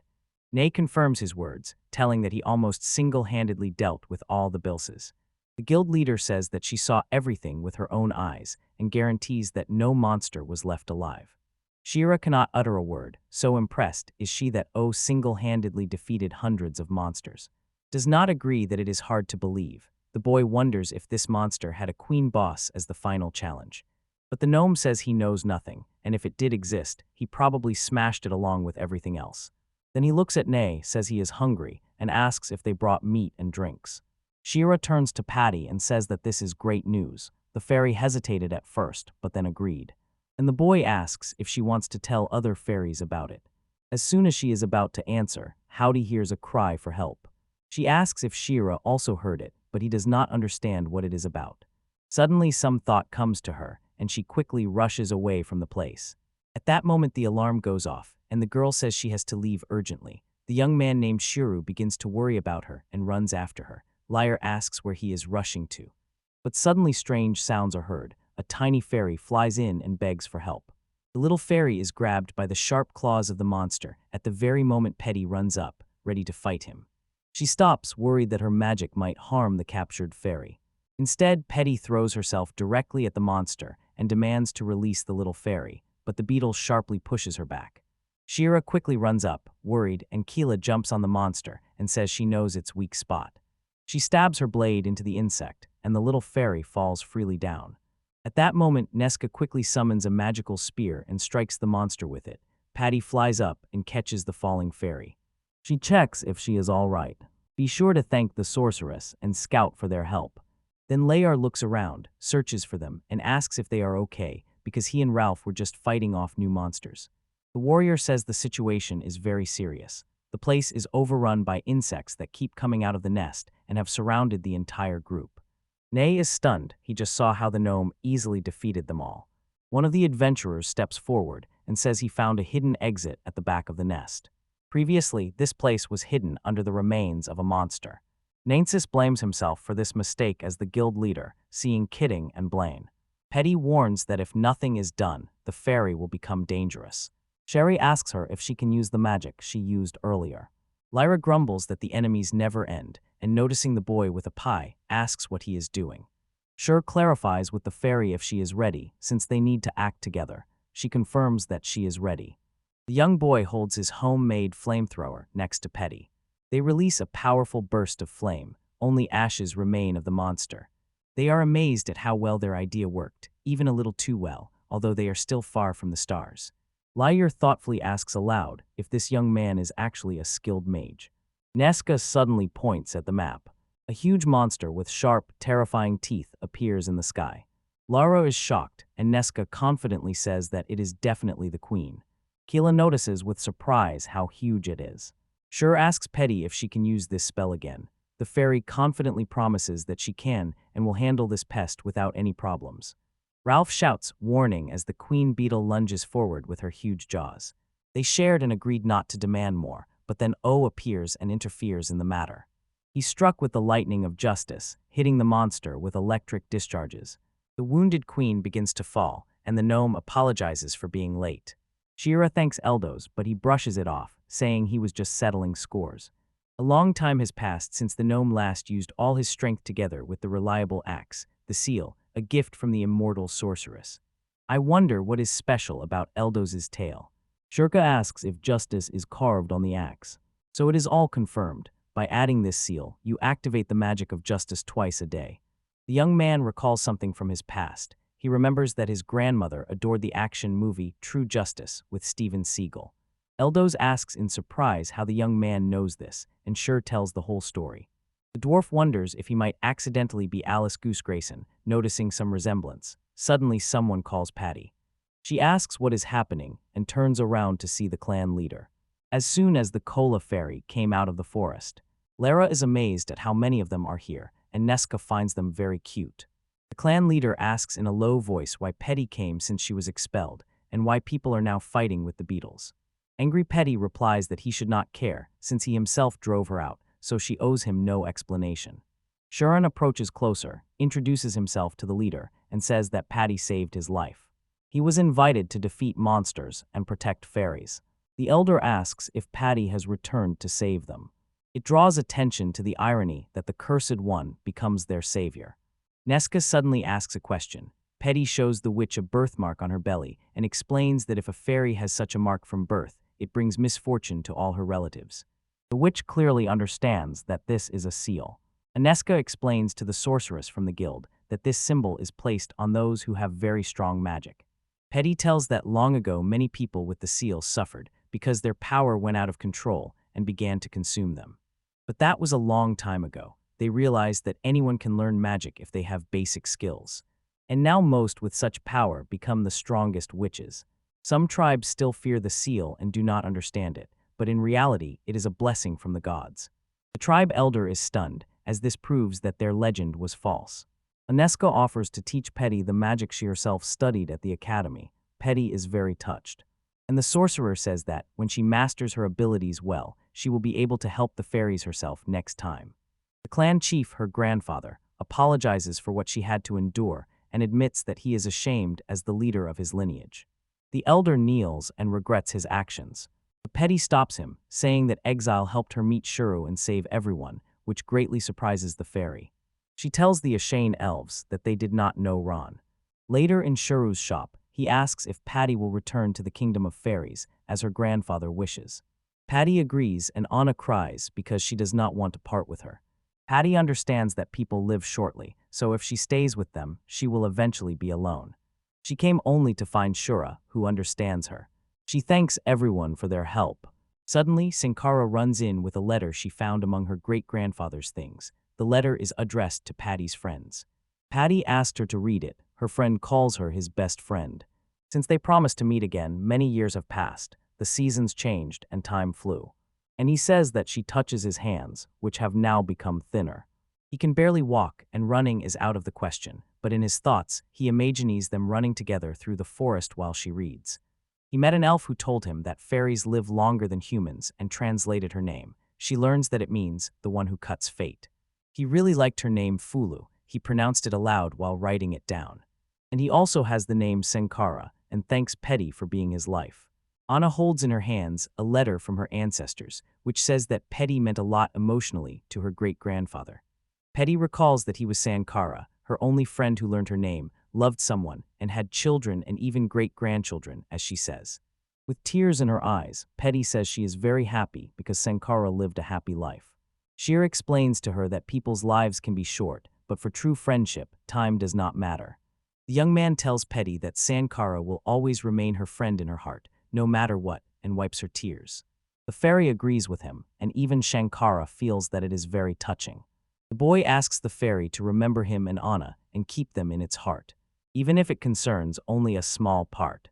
The boy takes out a photo from his pocket, in which he, Anna, and Petty are smiling and showing peace signs, hiding nothing. He says that everyone in this photo is his friend. Moreover, they are his best friends. Petty is moved, and Anna agrees with tears, saying that they and the fairies are true partners. On stage appear the adventures of Blue Flash, as well as Lyre with a smile, reminding that they are all friends. The meowing quackies say how lucky they are to befriend Porum. Nesca approaches with a serious look, and Petty says that she completely understands her. Nesca says that as a half-elf she will live much longer than humans, but still sincerely and fearlessly loves a human Lyre. The fighter looks at her, and the sorceress adds that every moment spent with him will remain in her heart forever. Nesca asks the fairy what she is going to do, and Petty confidently says that she is not afraid of anything and will stay with them. After all, the clan leader still has not named the return date. Besides, Nesca offered to teach her magic, and Petty still could not leave. Petty teases Anna, calling her a crybaby, and says he cannot leave her. She notes that time passes differently for them. She will return to her kingdom only when she wants to, or when she grows old and dies. The boy laughs nervously and says that he is not that old yet. Anna hugs Terry, and when Patty runs up, she grumbles because of the unexpected hugs. 2 months pass and the most important holiday arrives. The city comes alive, decorations everywhere, and a true sense of uplift. Shura promised the mayor that he would help. Now he asks Anna to photograph the townspeople. Meanwhile, he and Shankara are dealing with Nakshan. A young guy enthusiastically shows a bottle of spirits, called the drink that kills heroes, and loudly accepts bets while the crowd fights for every item. Sheer shows the last part of the puzzle, a drink so delicious that only those chosen by the fairy can try it. He raises a bottle with meat. The city is proud that Petty, who has now become the main star of tourism, did it herself. The fairy is shy when Chiru asks everyone to loudly greet her. The auction starts with a starting price, 1 gold coin. And the young man raises the bets even higher. When everything ends, Sankara and Shiro sit down to rest on a bench in the park. The guy boasts that he successfully sold the meat at the auction and laughs at how funny the mayor looked on the label. Shankara says that anyone would react that way to such a catch. He got 50 gold coins for the drink. Shira smiles and says she will replenish the city treasury. The mayor thanked Shura, noting that it was thanks to him that everything succeeded. A young man named Embarrass says it was his idea, but all the real work was done by Petty, so Sankar should thank her. Mur nods and Petty approaches closer. They begin to talk. The fairy recalls that something just came to her mind and casually asks a question. She wonders if Shuru and Sankara can have a child. Shura begins to stumble over his words and gets confused. Sankara's face turns red. Sankara exclaims that they are not even together. The fairy says that Stella told her about reincarnation and hints that the child might bring back your friend. Well, it got even more awkward. It is told that people usually perform special rituals and celebrations before starting a family and having children. Sankara got a little confused, stepped back, and said that first certain stages must be passed and difficulties overcome. Petty sharply interrupts them, demands silence, and sternly addresses Shur, asking if he refuses. Her voice sounds sharp and insistent. The young man jokingly suggests just having a child right here, then says that this is already an abuse of power. At that moment, Stella and Anna appear, and the girl asks if the auction is already over. Shur confirms that he has a photo and asks why she took it. She happily said that she really likes the idea of taking a group photo with everyone, and he agreed that it was a great idea. The city had no street lamps, but that night, the lamps filled everything around with soft light. Norwich is a city that Sankara literally created out of nothing, and Shuru was a part of it. When Shira is preparing everyone for the photo, a woman calls him by name. He turns around and asks who she is, but she is surprised, asking if he does not recognize her. Her face is barely visible through the dim light, and the young man admits he does not recognize her, asking where they might have met before. She steps into the light and calls Shuru a fool, revealing that she is his grandmother. Shur suddenly remembers her and how he was sure she was alive and would definitely come to the festival. Even when Shira had already become a merchant, he still dreamed most of all of finding his grandmother. Only 2 months ago, Sankara told him that the witch was at last year's harvest festival. At that time, he was fighting insect monsters with Azure Flash during a mission. And he met Petty Fulu. For him, it was a very important meeting. Since then, many events have happened, and before he knew it, the harvest festival came again, which he joyfully spent with friends. It was at that moment she appeared and surprised Shuru. He asked what she had just said, and she insists that he helps his grandmother with the cheese. Anna asked who this woman was. She says again that she is his grandmother, but the girl notes that she looks too young for this role. The woman smiles, agrees, and approaches Shura, showing a peace sign. Hanu is asked if she notices the family resemblance. But Shura is so impressed by this peace gesture that she steps back and says she cannot be his grandmother. This idea was suggested to him by his imagination. Shira explains that his real grandmother was over 80. She was already a weak and frail woman. She is not some young, dreamy girl. It is definitely not her. Sankara shyly approaches and calls Risa. The witch greets her and asks how she is doing. The young man is surprised when the mayor expresses gratitude to the witch, saying that the festival was successful precisely because of Shira's help. Ares calmly observes and notices that her help was very much needed by the witch, saying that he grew up to be a wonderful man and that the fact they took him with them to festivals in childhood has paid off. She asks if she is really his grandmother and constantly assures that she is. He tests her by asking about her favorite movie, and Risu answers that it is Lethal Weapon. He asks further and wants to know what her second favorite movie is. Everest answers that it could be Braveheart, but still chooses Mad Max. Shur asks who her favorite actor is, and she confidently answers Mel Gibson. She said that he has caution like Risu, small-sized, and it upsets her. Then she asks if he remembers when he was 7 years old. She reminds him how he wet his pants on the way home and how she had to change him. Shearer says that it was not worth mentioning and asks where she was all this time and why she left without even saying anything. Eros looks at him gently, apologizes, and asks him not to be upset. Patty enters worried, asks who this person is, and feels a strong mana from her. Saint Kara smiles joyfully and says that now she will present the true legend. The immortal witch Arisu begins to gather people around her. Everyone wants to talk to the witch, and here Risotto jokes with the mayor, saying he is too loud. Sankara apologizes, but the witch assures that she is already used to it. But now she will no longer be able to enjoy the holiday, and suddenly, a magic circle appears and a sword rises from it. Someone exclaims that this is probably the very legendary sword of Mel Gibson. Karis apologizes and explains that it was her meeting with her grandson. He swings the sword and wishes everyone sweet dreams as they fall asleep. Shuru asks what she is doing, and the witch calms the young man, saying that everything he saw was just a trick of the imagination. Then she approaches closer and hugs him. He steps back and asks her why she is doing that. But Risu insists that they must quickly run away from here. Shira is confused and asks for an explanation, but the witch replies that everything is already clear and opens a glowing portal. Eris pulls him along and promises that they will return to his home. The portal transports them to the world of Shira, and when they fall from the sky, he cries out in despair, but before they crash onto the roof of the house, Risu suddenly intervenes. Thanks to magic, Risu helps them descend through the building, and they safely end up on the first floor, although Shir feels confused from the sudden descent. While Aresu stretches out her arms and rejoices at having returned home, the young man pours tea into a cup. Eros sips the drink and remembers how cheerful he was in childhood. Now he serves her with a gloomy expression. He replies that he is already 25 and no longer a child. The witch notes that he clearly wants to say something.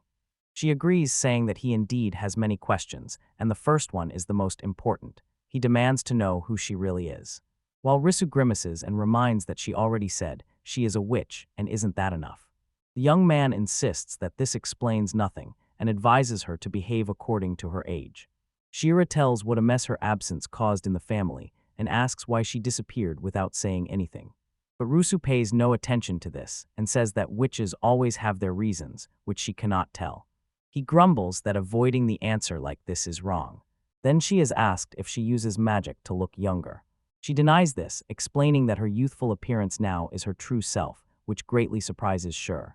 Arisu explains that she actually looked older thanks to magic. She changed her appearance so that people would not wonder why she does not age. She suggests Shiro take a closer look. Then before his eyes, he transforms into an elderly person. The young boy looks shocked as the girl suddenly turns into a wrinkled grandmother. The witch laughs and asks if he is pleased to see the grandmother he remembers. But Shuren says he is fine. He is just confused and a little worried. He admits that it is really hard to comprehend too much at once. Arisu tells that Shura's grandfather asked her to always stay young for him, showering her with compliments, calling her sweet and beautiful. She adds that they will spend passionate nights together when their faces are close and full of feelings. But Shiro stops her, asking not to tell details about his grandfather and grandmother. Harisu smiles and asks if there are any more questions. Then the boy shows her a portal hidden in the wardrobe. Harsur recalls how it was many years ago. She and her husband barely made ends meet because they spent all their money on building the house, and now they had nothing left for travel or rest. She came up with the idea to turn the empty room into a portal that connects their world with Rufaro. Together they experience many adventures and fully enjoy their magical escape.